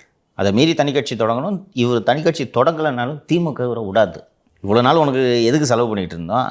ஏன்னா திமுக இவரை நம்பி நிறைய இன்வெஸ்ட்மெண்ட்ஸ் பண்ணிடுச்சு. ஓகேவா? இன்னொன்று, திமுக கிட்ட கொங்கை வெல்றதுக்கு என்ன கேம் பிளான் சொல்லுங்கள். கொங்குல மிக வலுவாக இருக்குது அதிமுக பிஜேபி கூட்டணி இல்லையா? அந்த 60 தொகுதியில் அவங்க வலுவாக இருக்காங்க, பண்ண விட்டுட்டு போயிட முடியுமா ஒரு அரசியல் கட்சி? அப்போ அதுக்கு அண்ணாமலை விட்டால் நல்ல ஸ்ட்ராட்டஜி எது? அண்ணாமலையோட ஸ்ட்ரென்த்தும் கொங்கு பகுதி. எப்படி விடுவாங்க திமுக? அண்ணாமலையே நான் கட்சி ஆரம்பிக்கலைங்கன்ட்டு இருந்தாலும் திமுக அவரை விடாது. சரி, அப்போ யார் பெரிய என்னன்னு பார்க்கணும், பிஜேபியா திமுகவா அப்படின்னு? அதை நோக்கி தான் போகுது. அண்டு இந்த டிடி நெக்ஸ்ட்டில் வந்து அண்ணாமலையோட செல்வாக்கு குறைந்து வருகிறது அப்படின்ட்டு அதில் செய்தி வந்திருக்கிறது ஒரு முக்கியமான காரணம். நேற்று இந்த ரிப்போர்ட்டுக்கிட்ட சண்டை எடுத்த பிறகு தானே நியூஸில் வர. அதுக்கு முன்னாடி 10 நாள் அண்ணாமலை பற்றி ஏதாவது செய்தி வந்துச்சா? ஒன்றுமே இல்லை. பேசக்கூடாது, அமைதியாக இருங்கள் என்று டெல்லி தலைமை சொல்லிவிட்டது. அது மாதிரி அண்ணாமலையால் இருக்கவே முடியாது. சம்பவம் நடக்குது, ஒரு துர்சம்பவம் நடக்குது, ஒரு பெண்ணுக்கு வன்முறை நடக்கிறது. அதற்காக நான் நீதி கேட்டு போராட்டம் நடத்தப் போகிறேன் என்று ஒரு அரசியல் தலைவர் சொல்லலாம். நீதிமன்றத்தில் வழக்கு தொடுக்கப் போகிறேன் என்று ஒரு அரசியல் தலைவர் சொல்லலாம். எதுக்கு சாட்டையில் எடுத்து அடிச்சுக்கணும்? அப்போ எந்த அளவுக்கு இவர் அட்டென்ஷன் சீக்கிங்னு பாருங்கள். அவரோட ஆட்டிடியூடுக்காக சொல்கிறேன் நான். என்னை பற்றி மட்டும்தான் பேசணும். அது அண்ணா பல்கலைக்கழகத்தில் அந்த பெண்ணை ஒரு மோசமான சம்பவத்தை, ஒரு வன்முறையை சந்தித்திருந்தால் கூட அட்டென்ஷன் என் மேலே இருக்கணும். அப்படிப்பட்ட ஆள் இன்றைக்கி எதிர்காலத்தை தொலைத்து உட்கார்ந்து கொண்டு இருக்கிறார். என்ன நடக்கிறது என்பதை பார்ப்போம். அவரோட எதிர்காலம் தொலைஞ்சதை தாண்டி சார், இந்த செங்கோட்டையனாக இருக்கட்டும், டிடிவி இருக்கட்டும், இவங்களெல்லாம் உசுப்பேற்றி விட்டு போயிடுறாருங்க சார். தே ஷுட் பி கேர்ஃபுல்னுங்க சார். 100 பேர் சொல்லுவாங்கங்க, உங்களோட எதிர்காலத்தை நீங்கள் தான் முடிவு பண்ணணும். புரியுதுங்களா? அவங்க சொல்கிறாங்கன்றதுக்காக வந்தீங்கன்னா இப்போ அவங்களுக்கு என்ன வந்துச்சு பிரச்சனை? அவங்கெல்லாம் ஐடியா தான் கொடுத்தாங்க. தினகரன் கொடுத்தார் ஐடியா, பன்னீர்செல்வம் கொடுத்தார் ஐடியா. செங்கோட்டையனுக்கு அறிவு எங்கே போச்சு? 50 வருஷமாக கட்சியில் இருக்கிறீங்களே, இந்த அரசியல் அறிவு கூட உங்களுக்கு இல்லைன்னா அப்புறம் என்ன அரசியல்வாதி? மனோஜ் பாண்டியனை தொடர்ந்து அடுத்து ஓபிஎஸ் கட்சியில் இருக்கக்கூடிய மற்றும் ஒரு எம்எல்ஏவான வைத்தியலிங்கமும் திமுகவில் சென்று சேர்வதற்கான ஆயத்தங்களை செய்து வருவதாகவும் தகவல்கள் வருகின்றன. வைத்தியலிங்கம் திமுகவுக்கு போய் சேர்ந்தார்னா பல வகையில் அவருக்கு அது வசதி. ஏன்னால் வைத்தியலிங்கம் மீது இருக்கக்கூடிய லஞ்ச ஒழிப்புத்துறை வழக்கின் காரணமாகத்தான் அமலாக்கத்துறை உள்ளே வந்தது. ஒன்று, அந்த வழக்கிலேருந்து ஃபஸ்ட்டு வைத்தியலிங்கம் தப்பிக்கணும். அவர் மக மேலேயும் ஃபேர் இருக்குது. அதுலேருந்து தப்பிக்கணும்னா வைத்தியலிங்கத்துக்கு ஒரே ஆப்ஷன், ஒன்று பிஜேபிகிட்ட போகணும், போய் சரணாகதி அடையணும். அடைஞ்சால் குறைஞ்சபட்சம் அமலாக்கத்துறை விசாரணையிலிருந்தாவது தப்பிக்கலாம். அப்படி இல்லை என்றால் திமுகவிடம் சரணாகதி அடைய வேண்டும். ரெண்டும் பண்ணாமல் பன்னீர்செல்வத்தை நம்பி போக முடியுமா? இப்போது இவர்கள் நடத்தக்கூடிய இந்த கூட்டங்கள், போராட்டங்கள் எதுலேயுமே வைத்தியலிங்கம் தென்படுறதில்ல. கவனிச்சிங்களா? ஏன்? அந்த அணியில் அவர் ஒரு முக்கியமான தூண் இல்லையா? ஏன் வர்றதில்லை? பன்னீரை நம்பி மோசம் போனது போதும் என்ற முடிவுக்கு அவரும் வந்து விட்டார். அதையெல்லாம் சேர்த்து தான் கூடாரம் காலி என்ற அந்த செய்தி வந்திருக்கிறது. சார், லிஸ்டட் கம்பெனியான விமார்ட்டோட வங்கி கணக்கை வந்து சைபர் கிரைம் காவல்துறை வந்து முடக்கியிருந்தாங்க. அது தொடர்பான வழக்கு நேற்று நீதிமன்றத்தில் வந்துச்சு. அதற்கு நீதிமன்றம் கண்டனம் தெரிவிச்சிருக்காங்க. ஏன் சார் இந்த வங்கி கணக்குகளை முடக்கிறதுக்கான அதிகாரம் சைபர் கிரைம் போலீஸாருக்கு கிடையாதா? இருக்குது. அந்த அதிகாரத்தை சரியாக பயன்படுத்துங்கன்னு சொல்கிறாங்க. புரியுதா? போலீஸு ஒருத்தன் சிக்கிட்டான்னா அவனோட வாழ்க்கையை முடிக்கணுன்றதுக்காக இஷ்டத்துக்கு வங்கி கணக்குகளை முடக்கிறது. அதனால தான் அந்த அதிகாரத்தை சரியாக பயன்படுத்துங்கள் என்று நீதிமன்றம் சொல்லியிருக்கிறது. நம்ம வழக்கையே எடுத்துக்கோம். என் மேலே கஞ்சா கேஸ் போடுறாங்க, ரைட்டு, நான் ஃபேஸ் பண்ணிக்கிறேன். என்னோடய வங்கி கணக்கை முடக்கினது சரி. மாலதி வங்கி கணக்கு எதுக்கு முடக்கணும்? நான் கஞ்சா வியாபாரம் பண்ணி எனக்கு அதில் பணம் வந்துச்சு, என் வங்கி கணக்கில் இருக்குன்றதுக்கான ஆதாரம் உங்களுக்கு இருக்கா? சரி, மாலதி என் கூட மீடியாவில் இருக்காங்க, ஷோ பண்ணுறாங்க, அவங்க வங்கி கணக்கை முடக்குங்க, ரைட்டு. எங்கள் அம்மாவோட பென்ஷன் அக்கௌண்ட்டை எதுக்கு முடக்கணும்? நீங்கள் இந்த வங்கி கணக்கை எடுத்து பார்த்தீங்கன்னா எங்கள் அம்மாவோட அக்கௌண்ட்டில் பென்ஷனை தவிர உள்ள டிரான்சாக்ஷனே இருக்காது. மாதம் மாதம் பென்ஷன் வரும். அந்த பென்ஷனை வித்ட்ரா பண்ணுறது தவிர அதில் டிரான்சாக்ஷனே இல்லை. அந்த கணக்கை எதுக்கு முடக்கணும்?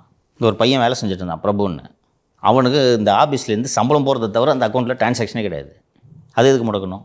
என் கிரெடிட் கார்டு அக்கௌண்ட் எதுக்கு முடக்கணும்? இவங்க பாட்டு முடக்கிட்டாங்க. கிரெடிட் கார்டில் எவ்வளோ வட்டி போடுவோம் தெரியும்ல?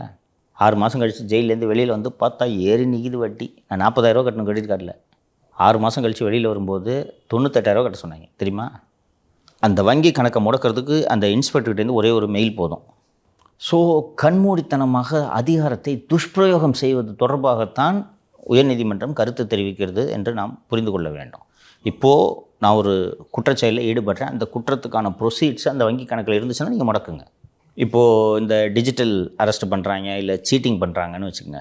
உன் அக்கௌண்ட்டிலேருந்து உனக்கு தெரியாமல் இந்த ஓடிபி கிடிபிலாம் வாங்கி ஒரு 1 லட்ச ரூபாய் நான் எடுத்து மாலதி அக்கௌண்ட்டுக்கு அனுப்புகிறேன்னு வச்சுங்க. 2 அக்கௌண்ட்டையும் முடக்கு.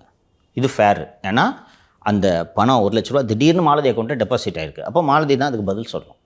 அதனால் இதை முடக்கிறது ரைட்டு. இப்படி கண்மூடித்தனமாக இன்டிஸ்கிரிமினேட்டாக முடக்குனா அது மாதிரி முடக்கின ஒரு நேர்வு தான் அது. இதில் என்ன சிக்கல்னு பார்த்தா ஒரு மெயிலில் முடிச்சு விட்ருவாங்க அக்கௌண்ட்டை. ஒரு டிரான்சாக்ஷன் பண்ண முடியாது. ஆனால் அதை நீக்கிறதுக்கு உயர்நீதிமன்றம் போகணும். அவங்க ஒரு மெயில் அனுப்பிச்சிட்டு கம்முன்னு உட்காந்துவாங்க. அப்போ இந்த பவரை எவ்வளோ கவனமாக நீங்கள் பயன்படுத்தணும். V-Mart பெரிய நிறுவனம் போயிடுச்சு. என் அக்கௌண்ட்டை இன்னும் எதுவும் கூட ஒன்று கூட ஓப்பன் பண்ணல. மாலதி இது 2 அக்கௌண்ட்டு, என்னது 4 அக்கௌண்ட்டு, எங்கள் அம்மா அது 2 அக்கௌண்ட்டு. இப்போ வரைக்கும் தமிழகத்தில் பார்த்தீங்கன்னா பொறுப்பு டிஜிபி திரு வெங்கட்ராமன் அவர்கள் தான் தொடர்றாங்க. அது தொடர்பான பல்வேறு விமர்சனங்களை பல்வேறு கட்சி தலைவர்களும் வச்சுட்டாங்க சார். இப்போ அதோட அப்டேட் என்னங்க சார்? நேற்று இந்த கோவை சம்பவம் தொடர்பாக கருத்து தெரிவித்திருக்கக்கூடிய தமிழக காங்கிரஸின் பொறுப்பாளர் திரு கிரீஷ் சோடங்கர் அவர்கள், தமிழகத்தில் சட்டம் ஒழுங்கு மோசமான நிலையில் இருக்கிறது, முழுநேர டிஜிபி கூட போடாமல் தமிழக அரசு செயல்பட்டு கொண்டிருக்கிறது, பொறுப்பு டிஜிபியை வைத்து இந்த ஆட்சி நடந்து கொண்டிருக்கிறது, அதுபோக அரசின் புள்ளி விவரங்கள் தெரிவிக்கக்கூடிய விவரங்களிலிருந்து திராவிட முன்னேற்ற கழக ஆட்சி வந்ததிலிருந்து பெண்களுக்கு எதிரான குற்றங்கள் அதிகரித்திருக்கிறது என்ற ஒரு விமர்சனத்தையும் வைத்திருக்கிறார். அது காங்கிரஸின் மேலிட பொறுப்பாளர் வைத்திருப்பது மிக மிக முக்கியம். அந்த கான்டெக்ஸ்டில் தான் அவங்க மாலதி சொன்ன இந்த நியூஸையும் பார்க்கணும். இன்றைக்கி ஹிந்துவில் வந்திருக்குது அந்த செய்தி. நம்ம தொடர்ந்து இந்த டிஜிபி நியமனம் பற்றி பேசி கொண்டிருக்கிறோம். பணிமூப்பு பட்டியலில் முதல் மூத்த அதிகாரிகளான சீமா அகர்வால், ராஜீவ்குமார் மற்றும் ராத்தோர் ஆகிய 3 பேரை யூபிஎஸ்சி தேர்ந்தெடுத்து இவர்கள் 3வரில் ஒருவரை டிஜிபியாக நீங்கள் நியமனம் செய்து கொள்ளுங்கள் என்று அந்த யூபிஎஸ்சி கூட்டத்தில் முடிவெடுத்த போது, ராத்தோர் ஒரு மோசமான நபர், சீமா அகர்வால் மோசமான நபர், அவங்க 2 பேரையும் நாங்கள் ஏற்றுக்க மாட்டோம், அவங்க பேரை நீங்கள் பரிந்துரைக்காதீர்கள் என்று ஒரு நீண்ட கடிதத்தை தமிழக தலைமைச் செயலாளர் திரு முருகானந்தம் அவர்கள் யூபிஎஸ்சிக்கு அளித்தார் என்பது வரை நமக்கு தகவல்கள் தெரியும். இன்றைக்கி ஹிந்துவில் வந்திருக்கக்கூடிய இந்த செய்தி தலைமைச் செயலாளரின் அந்த கடிதத்தை யூபிஎஸ்சி நிராகரித்து விட்டது என்பதை கூறுகிறது. ஸோ இப்போது யூபிஎஸ்சி நாங்கள் உங்களோட அப்ஜெக்ஷன்ஸை ரிஜெக்ட் பண்ணிட்டோம், இந்த 3 தான் லிஸ்ட்டுன்னு சொல்லிட்டாங்கன்னா தமிழ்நாடு கவர்மெண்ட்டுக்கு வேறு ஆப்ஷனே இல்லை. அந்த 3 பேரில் ஒருத்தரை ரெகுலர் டிஜிபி அப்பாயிண்ட் பண்ணியே ஆகணும். ஏற்கனவே உச்சநீதிமன்றம் யூபிஎஸ்சிக்கிட்டேருந்து லிஸ்ட்டு வந்த உடனே அப்பாயிண்ட் ரெகுலர் டிஜிபி ஃபோர்த்வித்துன்னு இமீடியட்டாக அப்பாயிண்ட் பண்ணுங்கன்னு உச்சநீதிமன்றமும் ஆர்டர் போட்டு, யூபிஎஸ்சி இப்போது உங்கள் அப்ஜெக்ஷன்ஸை நாங்கள் ரிஜெக்ட் பண்ணுறோன்னு சொல்லிட்டு அவங்களும் லெட்டர் எழுதிட்டாங்க. இதற்கு பிறகு தமிழக அரசுக்கு வேறு என்ன ஆப்ஷன் இருக்குது? அதாங்க சார், அவங்க சொல்கிறாங்கல்ல சார், டிஜிபியாக வரதுக்கு தகுதியுள்ள நபர்கள் இந்த குற்றம் செய்திருப்பதாக நாங்கள் உத்தேசித்திருக்கிறோம் அப்படின்ற அடிப்படையில் தானே சார் உச்சநீதிமன்றத்துக்கு போக இருக்காங்க. இன்னும் அந்த மேட்ரு லிஸ்ட் ஆகலை. இந்நேரம் போயிருக்கணும்ல, போய் ஸ்டே வாங்கணும்ல, கோர்ட்டு ஒரு ஆர்டர் பண்ணணும்ல. யூபிஎஸ்சி லிஸ்ட்டை நாங்கள் ஏற்றுக்க மாட்டோம்னு கவர்மெண்ட் ஒரு ஸ்டாண்டை சொன்னாங்கன்னா சரி ஏற்றுக்காதப்பான்ட்டு கோர்ட்டு ஏதாவது ஒரு ஆர்டர் பண்ணணும்ல. எதுவுமே போடாமல் யுவர் கமிட்டிங் கண்டெம்ட் இல்லையா? இப்படி உச்சநீதிமன்றத்தை பகைத்து கொண்டு இந்த நாட்டின் சட்டத்தை மீற வேண்டிய தேவை இந்த அரசுக்கு என்ன வந்தது? ஒரே காரணம், வெங்கட்ராமன் பொம்மை டிஜிபியாக இருப்பது தான். இன்னைக்கு வரைக்கும் இந்த மாநிலத்தில் சட்டம் ஒழுங்கு தொடர்பாக எல்லா வேலைகளையும் எல்லா உத்தரவுகளையும் பிறப்பிப்பது அல்வா அதிகாரியும் அருட்தந்தையும் மட்டும்தான். உண்மையிலே பேர் கேட்டார் போல் அவர் பொம்மை டிஜிபி, பொம்மை முதல்வர், பொம்மை டிஜிபி. உங்கள் கூட்டணி கட்சியின் தேசிய பொறுப்பாளர் ரெகுலர் டிஜிபி ஏன் அப்பாயிண்ட் பண்ணலன்னு கேள்வி எழுப்புகிறாரு. இது உங்களுக்கு அவமானம் இல்லையா? அதுதாங்க சார், இப்போ 2 விஷயம் சார். ஒன்று ஆம்ஸ்ட்ராங் விவகாரமாக இருக்கட்டும், இன்னொன்று டிஜிபி விவகாரமாக இருக்கட்டும். உச்சநீதிமன்றம் சொல்லி கூட செய்ய மாட்டேங்கிறாங்க. இது என்ன தைரியம் சார்? இவ்வளோ நாள் ஓட்டுறாங்கல்ல. இப்போது இந்த டிஜிபி அப்பாயின்மெண்ட்டே நீங்கள் எடுத்துக்கிட்டிங்கன்னா இவ்வளவு தாமதம் நடந்திருக்கு. இந்த தாமதத்துக்கு யார் காரணம்னு யாராவது ஒரு அதிகாரியை பொறுப்பாக ஃபிக்ஸ் பண்ணணும். அப்படி ஃபிக்ஸ் பண்ணால் தான் அடுத்து வர்றவங்களுக்கு பயம் வரும். இப்போ என்ன ஆகும்னா உச்சநீதிமன்றத்தில் போய் ஏதாவது ஒரு காரணத்தை சொல்லுவாங்க. இன்னொன்று, இந்த அதிகாரிகளுக்கெல்லாம் என்ன ஆணவம், என்ன திமிருன்னா, உச்சநீதிமன்றத்துக்கு போகும்போது கவர்மெண்ட்டு பணம் ஒரு 50 லட்ச ரூபாய் எடுத்து ரோஹத்கே நிப்பாட்டிடலாம், ரோஹித்கே போய் நிப்பாட்டினா கோர்ட் வந்து சரிங்கன்ட்டு ஏதாவது ஒரு ஆர்டர் போட்டுருவாங்க, தப்பிச்சிடலாம் என்ற எண்ணம். நான் மீண்டும் மீண்டும் தமிழக மக்களுக்கு கோரிக்கையாகவே வைத்துக்கொள்கிறேன், என்ன ஆனாலும் சரி இன்றைக்கி கூட்டணிகள் தெளிவில்லாமல் இருக்கிறது, எப்படி இந்த கூட்டணிகள் அமையப்போகிறது என்று ஒரு குழப்பமான சூழல் நிலவுகிறது. ஜனவரி வாக்கில் இந்த கூட்டணிகள் தெளிவு பெறும்.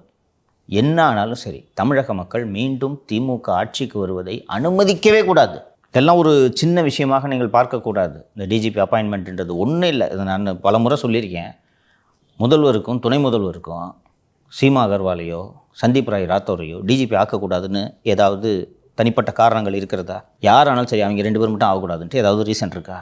பட் மறைமுக பயன்களை அவங்க பெறாங்க தானே சார். ஃபார் எக்ஸாம்பிள் நம்ம நேரு விவகாரத்தை எடுத்துக்கலாம். ஸோ அவங்க எஃப்ஐஆர் பதிவு பண்ணிடுவாங்க. மேபி பொறுப்பு டிஜிபியாக இருக்கிறதுனால அவர் எஃப்ஐஆர் பதிவு பண்ண மாட்டேங்கிறாரு. அப்போ அப்படி இருக்கும்போது திமுகவினருக்கு ஆதரவான செயல் தானே. ராத்தோர் இருந்தால் மட்டும் உடனே அதெல்லாம் முடியாது சார், எனக்கு வந்து ஈடிக்கிட்டேருந்து லெட்டர் வந்துச்சு, நான் எஃப்ஐஆர் போட சொல்லி உத்தரவு போட்டுட்டேன், ராத்தோரும் முடிவெடுக்க மாட்டாங்க, சீமா அகர்வாலும் முடிவெடுக்க மாட்டாங்க. அப்படி எடுக்க முடியாது. You work under the pleasure of the chief minister. Chief minister FIR register பண்ணாதுன்னு சொன்னால் அது மாரி பண்ணுவீங்களா? சொல்லுங்கள், முடியுமா? அது மாதிரிலாம் பண்ண முடியாதுமா. யாராக இருந்தாலும் அரசுக்கு விசுவாசமாக தான் வேலை செய்ய போகிறாங்க. நீங்கள் புரிஞ்சுக்குங்க. அதெல்லாம் ஒரு 50 வருஷத்துக்கு முன்னாடி சொல்லுங்கள். சீஃப் மினிஸ்டர்லாம் பார்த்து நான் பயப்பட மாட்டேன், சட்டம் என்ன சொல்லுதோ அதன்படி தான் முடிவெடுப்பேன் அப்படின்றதெல்லாம் ஒரு 50 வருஷத்துக்கு முன்பு இருந்த அதிகாரிகளை சொல்லலாம். இப்போல்லாம் நீங்கள் அது மாதிரிலாம் பண்ண முடியாது. இப்படி ஒரு அலங்கோல ஆட்சி தமிழகத்தில் நடைபெற்று கொண்டிருக்கிறது என்பதை இந்த மக்கள் புரிந்து கொள்ள வேண்டும். எதுவுமே தெரியாத முதல்வர் நம்மை ஆண்டு கொண்டிருக்கிறார். இது ஒரு ஜனநாயகத்துக்கு மிகப்பெரிய ஆபத்து. தடி எடுத்தவெல்லாம் தண்டல்காராயிடும். புரியுதா? சிம்பிளாக இந்த விஷயத்தையே எடுத்துக்கிட்டா ரெகுலர் டிஜிபி போடுறதுல உங்களுக்கு என்னையா பிரச்சனை? இந்த பிரிகேடுன்னு ஒரு நிறுவனம் அடாவடியாக ராம்சார் நிலத்தில் அப்ரூவல் ஆகிருக்கு, மாட்டிக்கிட்ட பிறகாவது அதை ரத்து பண்ணணும்ல. ரத்து பண்ண முடியாதுன்ட்டு ஒரு அதிகாரி முடிவெடுக்கிறாங்க, அமைச்சர் சொல்கிறத மீறுறாங்க. அப்போ என்ன கவர்மெண்ட் இது? அந்த குடும்பம் மட்டும் சந்தோஷமாக இருக்குன்றது தமிழக மக்கள் புரிந்து கொள்ள வேண்டும். அவங்களுக்கு பிரச்சனை இல்லை, அதனால அந்த குடும்பத்துக்கு எந்த பிரச்சனையும் இல்லை. நாடு எப்படி போனால் என்னன்ட்டு அந்த குடும்பம் சந்தோஷமாக இருக்குது. மக்களுக்கு பதில் சொல்ல எந்த விதமான கட்டாயமும் இல்லாத இந்த அதிகாரிகள் இப்படி அதிகாரத்தை துஷ்பிரயோகம் செய்வதுன்றது ஒரு நாட்டுக்கு மிகப்பெரிய ஆபத்து. தப்பு செஞ்சாலும் அதை மக்களால் தேர்ந்தெடுக்கப்பட்டவர்கள் செய்யணும். ஏன்னா அவங்களுக்கு நம்ம தண்டனை கொடுத்துருவோம் 26. இந்த அறுத்தந்தைக்கும் அல்வா அதிகாரிக்கும் ஐஸ்கிரீம் அதிகாரிக்கும் என்னையா தண்டனை? சம்பளத்தை வாங்கிட்டு 26க்கு பிறகு உட்காந்துட்டு தானே இருப்பாங்க. இன்னும் முடிஞ்சானே எடப்பாடி காலில் விழுந்து நல்ல போஸ்டிங் வாங்குறதுக்கும் பாசிபிலிட்டி இருக்குது. இது பெரிய ஆபத்து. They are exercising powers without responsibility. That is very dangerous. அதனால் தமிழக மக்கள் 26 இந்த திமுகவுக்கு தப்பித்தவரை கூட வாக்களிக்கக்கூடாது, மீண்டும் வந்து விடவே கூடாது. இப்படி ஒரு கையாலாகாத முதல்வர், கையாலாகாத கட்சி தலைவரை தமிழகம் பார்த்ததே கிடையாது. இந்த டிஜிபி அப்பாயின்மெண்ட் எனக்கு அவ்வளவு கோபத்தை ஏற்படுத்துது. என்னையா பிரச்சனை உங்களுக்கு சட்டத்தை ஃபாலோ பண்ணுறதுக்கு? 2 அதிகாரியோட பிடிவாதத்தினால இந்த கதை நடந்துக்கிட்டு இருக்கு. இதை வேடிக்கை பார்த்துட்டு தானே இருக்காங்க. தினந்தோறும் பத்திரிகையில் செய்தி வந்துகிட்டு இருக்கு. அவமானமாக இல்லை உங்களுக்கு? இந்த கூட்டணி கட்சி தலைவர் கிரீஷ் ஜோடங்கர் சொல்லியிருக்காருல, இது சிஎம் நாலேஜுக்கு போகாது. போனால் தானே. எந்த அளவுக்கு இன்று காவல்துறை சீரழிந்திருக்கிறது என்றால், இந்த கோவை மாணவி பாலியல் வன்முறைக்கு உள்ளாக்கப்பட்ட அந்த சம்பவத்தை எடுத்துக்கொண்டீர்கள் என்றால், ஒரு கமிஷனரே சொல்கிறார், ஹி வாஸ் ஃபேர், பொய் சொல்லலை மற்ற அதிகாரிகள் மாதிரி. நாங்கள் போனோம், அவனுக்கு வந்து டிஸ்ட்ரெஸ் கால் வருது, வந்து நாங்கள் அந்த இடத்துக்கு போகிறோம், எங்களால் கண்டுபிடிக்க முடியல, 100 போலீஸ்க்கு மேலே தேடினோம், தேடியும் கிடைக்கல. விடிய காத்தால் 4 மணிக்கு அந்த பெண்ணே உதவி கேட்டு, அந்த உதவி செஞ்சவங்க எங்களுக்கு தகவல் கொடுத்து அதன் மூலமாகத்தான் நாங்கள் விக்டிமை அணுகுனோம் அப்படின்னு சொல்லிட்டு ஒரு கமிஷனரே சொல்கிறாரு. காவல்துறையோட கையாளகத்தனத்தை காட்டலையா? இருட்டாக இருந்துச்சுன்னு ஒரு போலீஸ் சொல்கிறாரு. என்னையா அது ரொம்ப இன்றைக்கி ஹிந்துவில் வந்திருக்கிற ரிப்போர்ட்டை படித்தா ரொம்ப கன்றாவியாக இருக்குது. இந்த பொண்ணு அரைகுறை துணியோட செவுரேறி குதிச்சு ஒரு வீட்டோட காலிங் பெல் எடுத்துருக்கு. காலிங் பெல் வேலை செய்யலை, கதவை தட்டியிருக்கு, தூங்கிட்டு இருக்காங்க, ட்ரெஸ்லாம் சரியாக இல்லை. அந்த வீட்டுக்கு மேலே படியேறி போய் மொட்டை மாடியிலேருந்து இன்னொரு இடத்துக்கு குதித்து கதவை தட்டி அங்கே ஏஞ்சி வந்தோடனே அந்த பொண்ணு இந்த ட்ரெஸ்ஸில் இப்படி இருக்கிறத பார்த்த உடனே அவசரமாக ட்ரெஸ்ஸை கொடுக்கு. என்னமாச்சுனோடனே 3 பேர் அட்டிக்கிட்டு வந்து இந்த மாதிரி ஆகிடுச்சு. ஃபோன் இல்லை என்கிட்ட, ஃபோன் இருந்தாலும் நம்பர் நினைவில்லை. அதுக்கப்புறம் அவங்க போலீஸ்க்கு ஃபோன் பண்ணி பக்கத்தில் இருக்க ஒரு ஹாஸ்பிட்டலில் போய் சேர்த்து, அப்போ நீங்கள் காப்பாற்றலை, 11 மணி கால் வந்துருச்சுல்ல. இந்த வேதனையோட 4 மணி வரைக்கும் ஒரு பொண்ணு 5 மணி நேரமாக இந்த பெயினோட புதருக்குள்ளே கிடந்திருக்குன்னா என்னையா போலீஸ் நீங்கள்? அங்கேருந்து என்ன ஒரு 5 கிலோமீட்டர் தள்ளி கிடந்திருக்குமா அந்த பொண்ணு? பக்கத்தில் தானே இருந்திருக்கும். 150 மீட்டர் தான் சார் சொல்கிறேன். அப்போ என்னையா தேடினீங்க? இதான் போலீஸ் டிபார்ட்மெண்ட் லட்சணமா? எவ்வளோ அவமானம் அது. அந்த ப்ரொஃபஷனலிசத்தை இழந்துருச்சு காவல்துறை, தெரியுதா? இறக்கையா இன்னும் ஃபோர்ஸை? ஏஆர் கம்பெனி இருக்குல்ல, டிஎஸ்பி பட்டாலியன் இருக்குல்ல, அந்த அடிப்பட்ட பையனை பார்த்துட்டீங்க, பொண்ணுங்க எங்கேயோ இருக்குது, பொண்ணு காணோம், ரைட்டா? இறக்கி விடுங்க. இதை சொல்கிறீங்களே, உங்களுக்கு வெக்கமா இல்லை? இந்த சீரழிவு தான் ஆபத்து என்கிறேன். உங்களுக்கு இந்த தலைமையிலேருந்து சிக்கல் இருக்கிறதுனால என்ன ஆகுதுன்னா, ப்ரொஃபஷனல் டச்சை இழந்துடுறாங்கல்ல. ஒரு சரியான ஆஃபீஸர் இருந்தாலும் பொண்ணு தேடுற வரைக்கும் எவனும் எங்கேயும் போகக்கூடாது. 100 பேர் பத்தலையா, இன்னும் இறக்க 100 பேரை. இந்த கமெண்ட் ஒரு ஆஃபீஸர் எடுக்க வேணாமா? கொஞ்சம் யோசிச்சு பாருங்கள். ஒரு அரைகுறை ஆடைகளோடு ஒரு பொண்ணு செவ்வரேறி குதிச்சு போய் ஒரு கதவை தட்டி. அது மட்டும் இல்லாமங்க சார், கிரீஷ் சோடங்கர் பெண்கள் பாதுகாப்பை தமிழக அரசு உறுதிப்படுத்தணும்னு சொல்லியிருக்காரு சார். பெண்கள் பாதுகாப்பில் தமிழக காவல்துறையும் சரி தமிழக அரசும் சரி தீவிரமாக கவனம் செலுத்தவில்லை என்ற விமர்சனத்தை நாம் மட்டும் இல்லாமல் எதிர்க்கட்சிகள் அத்தனை பேருமே வைத்து கொண்டிருக்கிறார்கள். பல முறை நாம் இது பற்றி விரிவாக பேசியிருக்கிறோம். அந்த அண்ணா யூனிவர்சிட்டி சம்பவத்தை எடுத்துக்கிட்டிங்கன்னா அதற்கு முன்பு வந்து அந்த அண்ணா நகரில் அந்த சிறுமிக்கு நடந்த அந்த பாலியல் விவகாரம், அதில் பார்த்திங்கன்னா அந்த இன்ஸ்பெக்டர் அந்த குழந்தைய விசாரித்து அதை வீடியோ எடுத்து வெளியில் சர்க்குலேஷன் ஓடுது. அதை பார்த்துட்டு கடும் கோபம் அடைந்த உயர்நீதிமன்றம் சிபிஐ விசாரணைக்கு உத்தரவிட்டு அதுக்கு எதிராக நீங்கள் சுப்ரீம் கோர்ட்டுக்கு போகிறீங்க. சுப்ரீம் கோர்ட்டுக்கு போன உடனே அதுக்கப்புறம் சப்சிக்வெண்ட்லி எஸ்ஐடி வாஸ் ஃபார்ம்டு. அந்த எஸ்ஐடி அந்த உமன் இன்ஸ்பெக்டர் அரெஸ்ட் பண்ணுது. நீங்கள் பண்ணியிருக்க வேணாமா? அந்த அண்ணா யூனிவர்சிட்டியில் ஊரே கடும் கோபம் அடைந்து கத்தி கூப்பாடு போட்டுட்ருக்கு. நீங்கள் எஃப்ஐஆரை லீக் பண்ணுறீங்க. கிராஃபிக்காக அந்த செக்ஷுவல் அசால்ட்டை டிஸ்கிரைப் பண்ணுற எஃப்ஐஆர் வெளியில் வருது. அந்த பொண்ணோட ஃபோன் நம்பர் வெளியில் வருது. ஏற்கனவே நம்ம அந்த ஷோவில் விவாதித்த விவகாரம் தான். செல்வ நாகரத்னன்னு ஒரு ஐபிஎஸ் அதிகாரி, அவர் மேரேஜ் பண்ணிக்கிறேன்னு ப்ராமிஸ் பண்ணி ஒரு பொண்ணு கூட ரிலேஷன்ஷிப்பில் இருந்து சென்னையில் பல இடங்களில் ரூமை போட்டு இது போல் பல பெண்கள் கூட ரிலேஷன்ஷிப்பில் இருந்திருக்கிறாருன்ற விவகாரத்தை உங்களோட சிபிசிஐடி விசாரித்து குற்றச்சாட்டுகள் உண்மைன்னு அறிக்கை தருது. நீ அதுக்கு எஃப்ஐஆர் போட்டிருக்கணும். ஆனால் அது பெட்டிஷன் என்கொயரியாக நடத்துறீங்க. எஃப்ஐஆர் போட்டு அதுக்கு துறை ரீதியான விசாரணைக்கு உத்தரவிடப்படுகிறது. அந்த விசாரணை அதிகாரி திரு பாபு என்ற ஐஜி விசாரணையை சரியாக நடத்தி கொண்டிருக்கிறார் என்று தான் நான் கேள்விப்படுகிறேன். அரசு செல்வ நாகரத்னத்துக்கு கொடுத்துருக்கிற அந்த சார்ஜ் மெமோலையே செல்வ நாகரத்னம் அண்ட் அந்த girl on 28/7/2019 had a trip in a vehicle bearing registration number TN22 CK 7579 and had lunch at Mahab Beach Resort at Mambalapuram. The documents collected from Uttandi Toll Plaza and the statements of Radhakrishnan of Thuthukudi proves the said incident. அதுக்கப்புறம் ஓயோவில் இவரோட ஆதார் கார்டை கொடுத்து room போட்டிருக்கிறார். இது ஒன்று போதாதா? இது எல்லாத்துக்குமே சிபிசிஐடி எவிடன்ஸ் எடுத்துட்டாங்க இல்லையா? இப்போ இந்த விசாரணை முடியும் வரை இந்த அதிகாரியை பணி இடைநீக்கம் செய்ய வேண்டுமா இல்லையா? ஒரு கான்ஸ்டபிள் இதை பண்ணால் என்ன பண்ணுறீங்களே? நீங்கள் கான்ஸ்டபிளோட ஆடியோ வீடியோலாம் வெளியில் வந்துச்சுன்னா உடனே சஸ்பெண்ட் பண்ணுறீங்களா? விசாரணைக்கு முன்னாடியே சஸ்பெண்ட் பண்ணுறீங்க. இப்போ ஒரு ஐபிஎஸ் அதிகாரி மேலே ப்ரூவ் ஆகிருக்கு. இந்த ஐபிஎஸ் அதிகாரியை சஸ்பெண்ட் பண்ணாமல் இந்த விசாரணை நடக்கணும்னா எப்படி விசாரணை நடக்கும்? இதற்கு பிறகு அந்த புகார் அளித்த அந்த பெண்ணை பெங்களூரில் பொய்யா எஃப்ஐஆர் போட்டு அலைக்கழித்து தற்கொலைக்கு தூண்டி எவ்வளோ வேலை பார்த்துருக்காரு இருந்தால். He's an animal. அந்த ஆளை லாண்ட் ஆர்டர் எஸ்பியை நீங்கள் போட்டு வச்சுருந்தீங்கன்னா என்னையா டிபார்ட்மெண்ட் நடத்துகிறீங்க? உங்கள் துறையில் ஒரு கருப்பு ஆடு இருக்குது. அந்த கருப்பு ஆடை நீங்கள் களைஞ்சிட்டிங்களா? அப்போ ஊரில் இருக்க பொண்ணுக்கு எப்படி நியாயம் கொடுப்பீங்க? நீங்கள் வேலியை பயிரை மேய்தா இல்லையா? மாலதி நேற்று இந்த கோவை இன்சிடெண்ட்டை பற்றி பேசும்போது அந்த குற்றவாளிகளை சுட்டது சரியான்னு கேட்டால் இல்லை, அவங்க இவ்வளோ மோசமாக பண்ணியிருக்காங்க சரிதான் அப்படின்னாங்க. திருவண்ணாமலையில் 2 காவலர்கள் இதே வேலையை பண்ணாங்களே, அதுவும் இதே மாதிரி கோரமான குற்றம் தானேம்மா? அவங்கள சுட்டாங்களா? சொல்லுங்கள். எல்லாருக்கும் தானே ஒரே அளவுகளை நீங்கள் பயன்படுத்தணும். போலீஸ்காரனை சொல்லல. அப்போது எப்படி நடவடிக்கைகள் ஆளுக்கு ஏற்ப மாறுபடுகிறது என்பது தெரிகிறதா? அதனால தான் யாரை சுட்டாலும் தப்புன்றேன். அந்த போலீஸ்காரங்களை சுட்டாலும் தப்பு. போலீஸ் கொன்னவங்களை மட்டும் சுட்டாங்க, ஜெயிலேருந்து எடுத்துகிட்டு போய். ஆமாம். இந்த அரசு எப்படிப்பட்ட அரசு என்பதற்கு செல்வ நாகரத்னத்தோட வழக்கு ஒரு சிறந்த உதாரணம். He's a rogue, he's a proven criminal.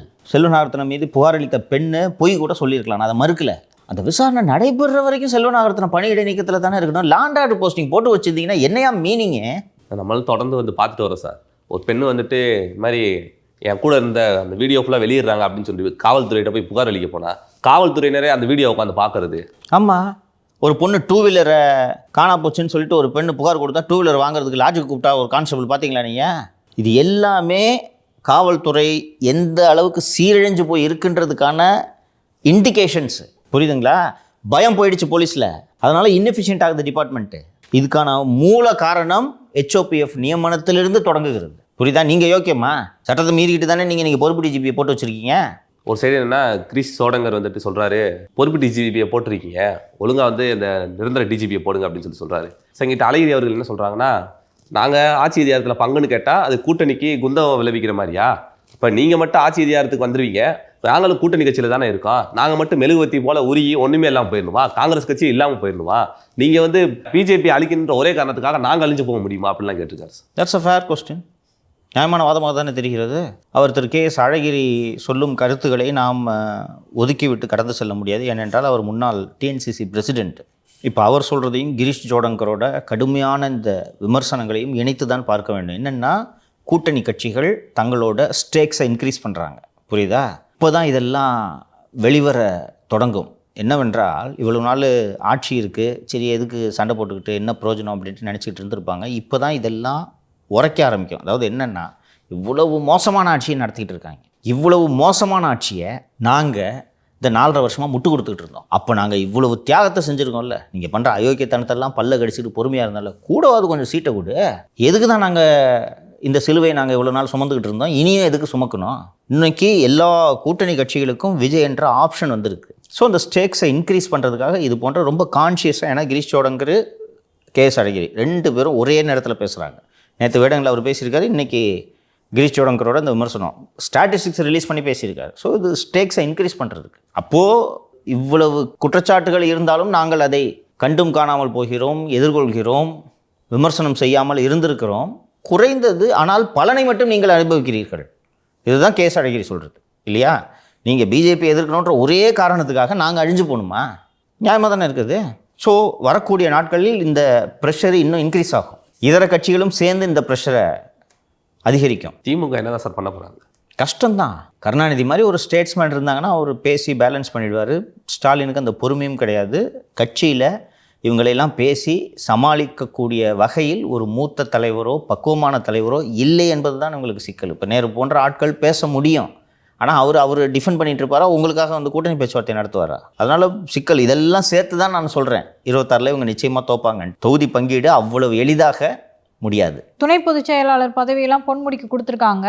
7 பேருக்கு மொத்தம் துணை பொதுச் செயலாளர் பதவி கொடுத்துருக்காங்க. இதுக்கு என்ன சார் காரணம்? பொன்முடி அவர்கள் ஏற்கனவே துணை பொதுச் செயலாளராக இருந்தவர் தான்.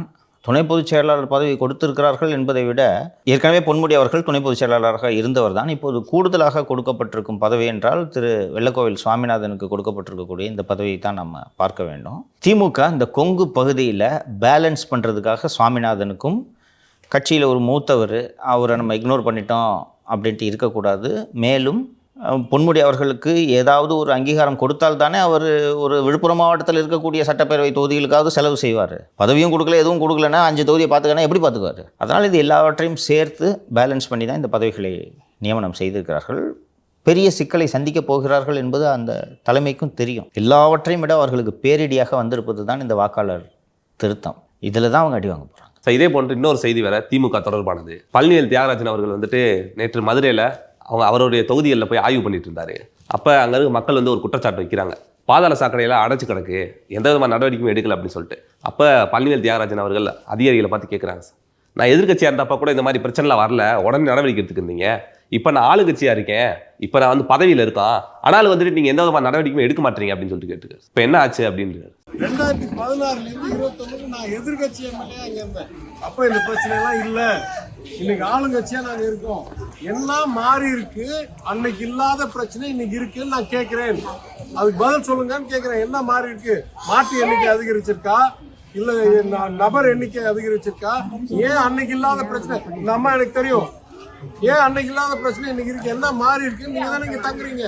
இந்த ஆட்சி எந்த லட்சணத்தில் இருக்கிறது என்பதை திரு தியாகராஜன் அவர்கள் உணர்த்தியிருக்கிறார். இது உண்மையிலேயே அதிமுக ஆட்சிக்கும் திமுக ஆட்சிக்குமான வேறுபாடு இதுதான். அதிமுக ஆட்சியில் ஒரு எதிர்கட்சி எம்எல்ஏ தானே, இவர் சொன்னால் எதுக்கு கேட்கணுன்ட்டுலாம் ரொம்ப அடாவடிலாம் பண்ண மாட்டாங்க. ஜென்யூனான கிரீவன்ஸ் இருந்துச்சுன்னா எப்போ செஞ்சு கொடுப்பா அப்படின்ட்டு செஞ்சு கொடுத்துருவாங்க. இது மக்களுக்கான அடிப்படை தேவை. இன்னொன்று, மற்ற எம்எல்ஏக்களை போல இல்லாமல் திரு தியாகராஜன் அவர்கள் அந்த தொகுதியை நல்லா வச்சுக்கணும், தொகுதி மக்களோடு ரெகுலராக இன்ட்ராக்ட் பண்ணணுன்ற ஒரு தன்மையை வைத்திருப்பவர். பிடிவாதமாக நான் வாக்காளர்களுக்கு காசு கொடுக்க மாட்டேன்னு 10 பைசா அவரோட தொகுதியில் ஒருத்தருக்கு கூட காசு கொடுக்கல. ஓட்டுக்கு பணம் என்று அவர் செலவு செய்யவே இல்லை. நான் கொடுக்க மாட்டேன், என் தொகுதி மக்கள் எந்த நேரம் வேணாலும் என் வீட்டுக்கு கதவு தட்டலாம், அவங்களுக்கு தேவையானதை செஞ்சு கொடுப்பேன்ற மாதிரி ஒரு அதிகாரி. இன்றைக்கி போகும்போது பார்த்தா இந்த மாதிரி பிரச்சனை இருக்குது அப்படின்ட்டு அவங்க சொல்லும்போது, சார் ஏடிஎம்கே கவர்மெண்ட் இருக்கும்போது கூட நான் சொன்னால் வேலையெல்லாம் நடந்துச்சு, இப்போ ஏங்க செய்யலை அப்படின்ட்டு பார்க்குறாரு. அவர் சொன்னதில் இருக்கக்கூடிய இன்னொரு பொருள் என்னவென்றால், மாநகராட்சி முழுக்க மூர்த்தியின் கட்டுப்பாட்டில் இருக்கிறது. அதிமுக மந்திரிங்க சொன்னால் செஞ்சு கொடுக்குறாங்க. அவர் ஒரு ஃபோனு அடித்து வேலுமணி தான் உள்ளாட்சித்துறை அமைச்சர் இருந்தார், இந்த மாதிரி இங்கே பிரச்சனைன்னு சொன்னால் டக்குன்னு ஆஃபீஸர் போட்டு செஞ்சு கொடுன்றார். ஆனால் அவர் மூர்த்திகிட்ட பேச முடியுமா? பேச மாட்டார். மூர்த்தி காதுக்கே இந்த விஷயத்தை கொண்டு போனால் கூட அந்த தொகுதி தானே விடு. அவரோட விரக்தியை வெளிப்படுத்தியிருக்காரு. திமுக ஆட்சி எந்த லட்சணத்தில் நடைபெறுகிறது என்பதற்கான சான்று தான் தியாகராஜனோட அந்த அவுட்பர்ஸ்ட். பிடிஆர் ஓட்டுக்கு பணம் கொடுக்கலன்றது திரு மூர்த்திக்கே கோவமா இருக்கும் போல இருக்கு. அதனால ஆமாம், இது இப்படி என்ன நடந்துக்கிறாரு. பழக்க வழக்கம்? திமுகவில் இருந்துட்டு நீ என்ன இந்த மாதிரிலாம் நடந்துகிட்டு இருக்கிற, நான்சென்ஸ் என்ற கோபமும் இருக்கலாம். அது பணமே கொடுக்காம எப்படி நீ ஜெயிக்கிற? அது வேற. அப்போ தொகுதியை நல்லா வச்சிருக்கவன் தானே நீ ஜெயிக்கிற, எப்படி ஜெயிக்கிற இந்த வாட்டின்னு பார்க்குறேன் நான். சார், தொடர்ந்து இந்த கரூர் கூட்ட நெரிசல் சம்பவம் தொடர்பாக வந்துட்டு சிபிஐ தீவிரமாக விசாரணை நடத்திட்டு இருக்காங்க. நேற்று காவல்துறையினரிடமும் விசாரணை நடத்தியிருக்காங்க போல சார். காவல்துறையினரிடம் விசாரணை தொடர்ந்து நடைபெற்று கொண்டிருக்கிறது. சிபிஐ விசாரணை தீவிரப்படுத்தி இருக்கிறது என்று தான் நாம் புரிந்து கொள்ள வேண்டும். அந்த நோடல் ஆஃபீஸரை தமிழ்நாடு கவர்மெண்ட் அப்பாயிண்ட் பண்ணாமல் இருக்குன்ட்டு நாமளும் நிகழ்ச்சியில் பேசியிருந்தோம். இது போக அந்த சுப்ரீம் கோர்ட் கமிட்டியை தமிழ்நாடு கவர்மெண்ட்டுக்கு லெட்டர் எழுதிட்டாங்க. நீங்கள் சுப்ரீம் கோர்ட்டோட ஜட்ஜ்மெண்ட் படி நீங்கள் நோடல் ஆஃபீஸர் அப்பாயிண்ட் பண்ணணும், நீங்கள் இது வரைக்கும் அப்பாயிண்ட் பண்ணலன்ட்டு அவர்கள் கடிதமே எழுதி விட்டார்கள். அதை அடுத்து அடிஷ்னல் சீஃப் செக்ரட்டரி, உள்துறையின் கூடுதல் செயலாளரை இந்த விசாரணைக்கு நோடல் ஆஃபீஸராக நியமித்திருக்கிறார்கள். சிபிஐ இவ்வளவு வேகமாக இந்த விசாரணையை நடத்துவதற்கு ஒரு காரணம், உச்சநீதிமன்ற ஓய்வு பெற்ற நீதிபதி திரு அஜய் ரஸ்தோகி அவர்களிடம் சிபிஐ வரும் வாரத்தில் ப்ராக்ரஸ் ரிப்போர்ட்டு, என்ன முன்னேற்றம் ஏற்பட்டது என்ற ப்ராக்ரஸ் ரிப்போர்ட்டு அண்டு இன்வெஸ்டிகேஷனை எந்த கோணத்தில் எடுத்துகிட்டு போக போகிறோன்ற அந்த பிளானு, இவற்றையெல்லாம் சமர்ப்பிக்க இருக்கிறார்கள். அதுபோக அடுத்த வார இறுதியில் அல்லது அதற்கு அடுத்த வாரத்தில் உச்சநீதிமன்றத்திலும் இந்த வழக்கு விசாரணைக்கு வர இருக்கிறது. அதனால் இதெல்லாம் காரணமாக வச்சு சிபிஐயோட இன்வெஸ்டிகேஷன் வேகமாக நடைபெற்று கொண்டிருக்கிறது. And as I told you already, CBI will do a very fair job. Sir, பனையூரில் இருக்க தாவேக் அலுவலகத்திலாம் போய் விசாரணை நடத்தினாங்க. அங்கே என்ன சார் நடந்துச்சு? பனையூர் அலுவலகத்தில் போய் சம்மன் கொடுத்துட்டு வந்திருக்காங்க. அந்த எவிடன்ஸ் எல்லாம் சப்மிட் பண்ணுங்கன்னு சம்மன் கொடுத்துட்டு, அண்ட் யார் யாரெல்லாம் இந்த விஷயத்தில் கனெக்டடான ஆட்களோ, கரூர் யார் யாரெல்லாம் சென்றார்களோ அவர்கள் எல்லாம் வந்து சாட்சியம் அளிக்க வேண்டும் என்று சம்மன் அழைத்து விட்டு சென்றிருக்கிறார்கள். அவர்கள் சென்று சாட்சியம் அளிப்பார்கள். சார், நேற்று அன்புமணி அவர்கள் ஒன்று சொல்லியிருக்காரு, ராமதாஸ் ஐயாவை துரோகிகளால் வந்து சூழ்ந்திருக்க வரைக்கும் நாங்கள் போய் இணைய மாட்டேன் அப்படின்னு சொல்லியிருக்காரு. ஸோ அது மட்டும் இல்லை சார், ராமதாஸ் ஐயா இருக்கார் இல்லையா, அவருடைய ஆதரவாளர்களை அன்புமணி ஆதரவாளர்கள் இருக்காங்கல்ல, அவங்க தொடர்ந்து தாக்கிக்கிட்டு இருக்காங்க அப்படின்னு செய்தி வருது சார். நேற்று ஒரு சேலம் வாழப்பாடி அருகே ஒரு மிகப்பெரிய வன்முறை சம்பவம் நடைபெற்றிருக்கிறது. திரு ராமதாஸ் அவர்களோடு இருக்கக்கூடிய அருள் எம்எல்ஏ அந்த பக்கம் பயணிக்கும்போது அவருடைய காரை தடுத்து நிறுத்தி கடுமையான தாக்குதலில் ஈடுபட்டிருக்கார்கள். அது சம்மந்தமான வீடியோ எல்லாம் வந்தது, நம்ம பார்த்தோம். அண்டு இதோட அன்புமணியும் அந்த பெண்ணாகரம் கூட்டத்தில் பேசிய விஷயங்களை ஒரு நிதிஷ் சொன்னார். அவரை சுற்றி துரோகிகள் சூழ்ந்திருக்கிறார்கள் என்று சொல்கிறார். அவங்க அக்காவை தான் சொல்கிறாரான்னு தெரியல. எனக்கு தெரிஞ்சு ஸ்ரீகாந்தி ராமதாஸ் அவர்கள் தான் ஐயாவோடு உடன் இருக்கிறார். அண்டு இதோட ஃபாலோ அவுட் என்னன்னு பார்த்தீங்கன்னா, அதிமுக கூட்டணி பலவீனமாகி இருக்கிறது என்பது தான் இதோட ஃபாலோ அவுட். அண்ட் இந்த அருள் ராமதாஸ் மீது நடந்த தாக்குதல் வந்து அன்புமணி ஆதரவாளர்களால் நடத்தப்பட்ட தாக்குதல் என்பதில் எந்த சந்தேகமும் கிடையாது. அன்புமணி இது போன்ற தாக்குதல்களை தூண்டுகிறார் என்பதையும் நாம் அவரது கடந்த கால செயல்பாடுகளிலிருந்து புரிந்து கொள்ள முடியும். சென்னைக்கு பக்கத்தில் தான் நினைக்கிறேன், ஒரு ஊரில் நடந்த ஒரு கூட்டத்தில் ஒரு கோவிலில் போய் எங்கள் அப்பாவுக்கு நல்ல புத்தி கொடுன்ட்டு எல்லாரையும் வேண்ட வச்சு அதை வீடியோ எடுத்து இதை பப்ளிஷ் பண்ணுற வேலையெல்லாம் செஞ்சார் அன்புமணி. ஐயாவோட சோஷியல் மீடியா ஹேண்டிலோட பாஸ்வேர்ட்ஸ் எல்லாம் பிடுங்கி வச்சுட்டு இன்றைக்கி வரைக்கும் தரல. அப்புறம் பெத்த அப்பாவையே ஒட்டு கேட்குறது அங்கே கருவி பொருத்தினார்ன்ற விஷயத்தையெல்லாம் நாம் பார்த்தோம். இதெல்லாம் பண்ண பிறகும் ஐயாவோடு யார் யாரெல்லாம் இருக்கிறார்களோ அவர்களெல்லாம் விலை கொடுத்து வாங்கலாம் என்ற தீவிர முயற்சியில் அன்புமணி தொடர்ந்து ஈடுபட்டு வந்தார். அதற்கு விலை போகாதவர்கள் தான் இப்போது ஐயாவோடு இருப்பவர்கள். ஐயாவிட்ட கொடுக்கறதுக்கு பணம் இல்லை, அவருக்கே செலவுக்கு பணம் இல்லை, அவர் எங்கேருந்து கொடுக்கறது? ஸோ கொடுக்கறதுக்கு பணம் இல்லை. பணம் கொடுத்தும் வரலன்னா இனிமேல் அடியை போடுறது தான் ஒரே வழி என்ற மூடுக்கு அன்புமணி வந்துவிட்டார் என்பதைத்தான் இதிலிருந்து நாம் புரிந்து கொள்ள வேண்டும். அவர் ஜிகே மணியெல்லாம் சேர்த்து தான் சொல்கிறார், துரோகிகளால் சூழப்பட்டிருக்கிறாங்க. ஏன்னா ஜிகே மணி இவர் தலைமையை ஏற்றுக்கிட்டு வரணும்னு எதிர்பார்க்குறார் அன்புமணி. இதோட விளைவு, அவர் துரோகி இல்லைன்றது தான் திரு அன்புமணிக்கு பிரச்சனையாக இருக்குது. ஆமாம், உனக்கு பணம் கொடுக்குறேன்ற உனக்கு என்ன பிரச்சனை? இதோட ஃபாலோ அவுட் என்னென்னா, கட்சி செங்குத்தாக பிளவுபட்டு விட்டது. ஏதாவது ஒரு வாய்ப்பு ஏற்பட்டு ஒன்றாகலாம், தந்தையும் மகனும் இணையலாம் அப்படின்றதுக்கான சாத்தியங்கள் ஒவ்வொன்றாக விலகி கொண்டே இருக்கின்றன.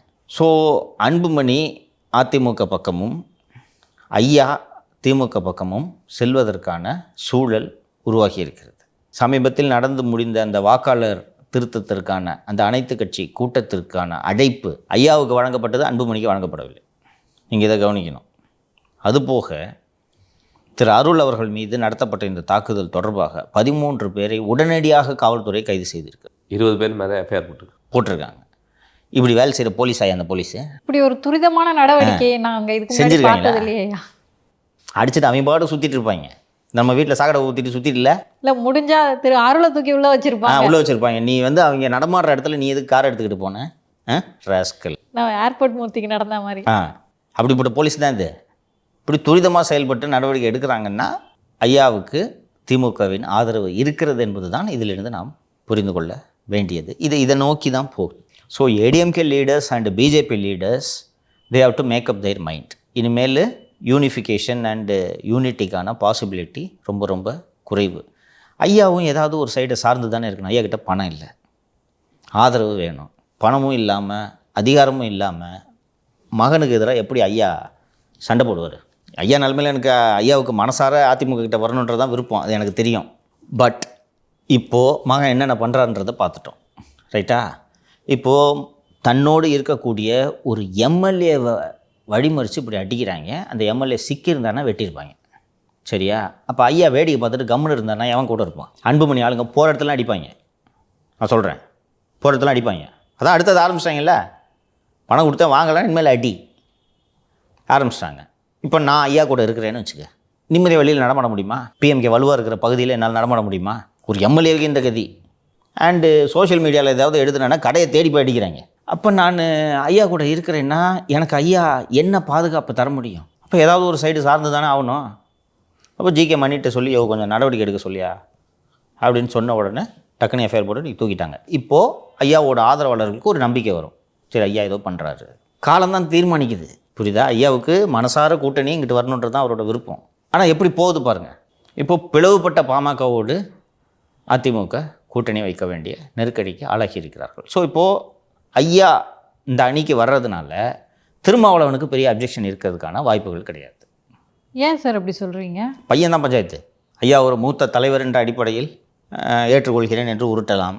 நானும் அவரும் அந்த காலத்திலேயே ஒன்றாக இயக்கம் கண்டவர்கள் என்று உருட்டலாம். ஐயாவுக்கு தமிழ் குடிதாங்கி என்ற பட்டத்தையே விடுதலை சிறுத்தைகள் இயக்கம்தான் வழங்கியது என்று உருட்டலாம். இதெல்லாம் உண்மை, நான் சொன்னது. உருட்டுறதெல்லாம் ரைட்டு தான் சார். தொகுதி பங்கீடு கஷ்டம்தான். ஏற்கனவே இருக்கிறவங்களுக்கே கொடுக்க முடியல, இப்போ புதுசாக ஒரு பார்ட்டி வருது, கஷ்டம்தான். டிஎம்டிகே வேற 10 தொகுதி கொடுக்குறேன்னு சொல்லியிருக்காங்கன்றலாம் ஒரு பேச்சு இருக்கு. எல்லாம் நல்லதுக்கு தான். இது எல்லாம் தமிழகத்தின் நன்மைக்காக நடந்து கொண்டிருக்கிறது என்று நீங்கள் புரிந்து கொள்ள வேண்டும். அப்போ தான் நீங்கள் இதை பார்த்தீங்கன்னா உங்களுக்கு அப்ஜெக்டிவாக இன்ட்ரெஸ்டிங்காகவும் இருக்கும். சரிதா? இதோட சூழல் என்ன? திமுக கூட்டணி விளங்காமல் போகணும், அதானே நம்ம நோக்கம். அதான் இத்தனை பேரை கூட்டணிக்குள்ளே இழுத்துக்கணும் அப்படின்னு திமுக நினைக்குதுன்னா இதுவே பலவீனமாக போகுது. உங்களுக்கு தெரியுதா? கூட்டணி கட்சிகள் பலம் என்பது உண்மை, ஆனால் திமுக சைடு இதுவே பலவீனமாக போகுது, தெரியுதா? எப்படி இப்போ பங்கீடு பண்ணுவீங்க? கிரீஷ் சோழங்கர் ஒரு பக்கம் முறுகிறாரு, அழகிரி ஒரு பக்கம் முறுகிறாரு. இப்போ 10ஆவதுக்கு ஐயா வேற கூப்பிட்டு உள்ளே போடலான்ட்டு இருக்கீங்க. இப்போ இன்னொன்று, ஐயா வரேன்ட்டாரு, ஐயாவை வேண்டான்னு சொன்னீங்கன்னா ஐயா எங்கே போவார்? அப்போ நீங்கள் அவரை அக்கமடேட் பண்ணி ஆகணும். இன்னொன்று, ஐயாவும் விடுதலை சிறுத்தைகளும் சேர்ந்தால் அது வடப்பு தமிழகத்தில் ஒரு மாபெரும் பலம் இல்லையா? அதிமுக வீழ்த்துறதுக்கு ஒரு வலுவான இதாக இருக்கும்ல. தேவைப்பட்டால் அந்த சிபிஐ சிபிஎம் வேணால் கழிச்சு விடலாம். சாதி ஓட்டு எளிதாக கருத முடியாது இதை, சரியா? ஸோ இதுவே உங்களுக்கு பலவீனமாக போக போகுது. அப்போ இது எல்லாம் சேர்ந்து எங்கே போய் முடியும்னா திமுக போட்டி போடும் இடங்களின் எண்ணிக்கை குறையும். ஏன்னா இப்போ 234 தொகுதி அப்படின்றது அது லிமிட் இல்லை, அன்லிமிட்டெட். அப்படின்னா எல்லாரையும் சேர்த்துக்கலாம். இதுல வேற சின்ன சின்ன கட்சிகள் சின்னத்தையும் கட்சி அங்கீகாரத்தை வேற முடக்கி விட்டாங்க. ஆமா, இதுல இப்போ நாங்கள் தனி சின்ன தனி சின்னம். ரைட்டா? குறைஞ்சது ஒரு 140லையாவது நிற்கணும் கம்ஃபர்டபுளாக ஜெயிக்கிறதுக்கு, இல்லையா? இன்றைக்கி அது சாத்தியமா? அப்போது திமுகவோட மெஜாரிட்டி போய் கூட்டணி ஆட்சிக்கான சூழல் ஏற்பட்டாலே திமுக தோற்றது தானே, அதுக்கும் வாய்ப்பு ஏற்படாது. அப்போ இந்த பழைய ஆட்டத்தை ஆட முடியாதுல்ல நீங்கள். அதனால் தமிழகம் அப்படி தலை குனிந்து விடாது, வீணாக போய் விடாது அப்படின்றத நான் உறுதியாக நம்புகிறேன். அதுதான் நடக்க போகுது. ஸோ ஐயா இந்த பக்கம் போவதற்கான அறிகுறிகள் தென்படுகின்றன. But everything will be clear by December end or January. சரிங்க சார், உங்களுடைய தகவல்களுக்கும் கருத்துக்கும் நன்றி சார். நன்றி.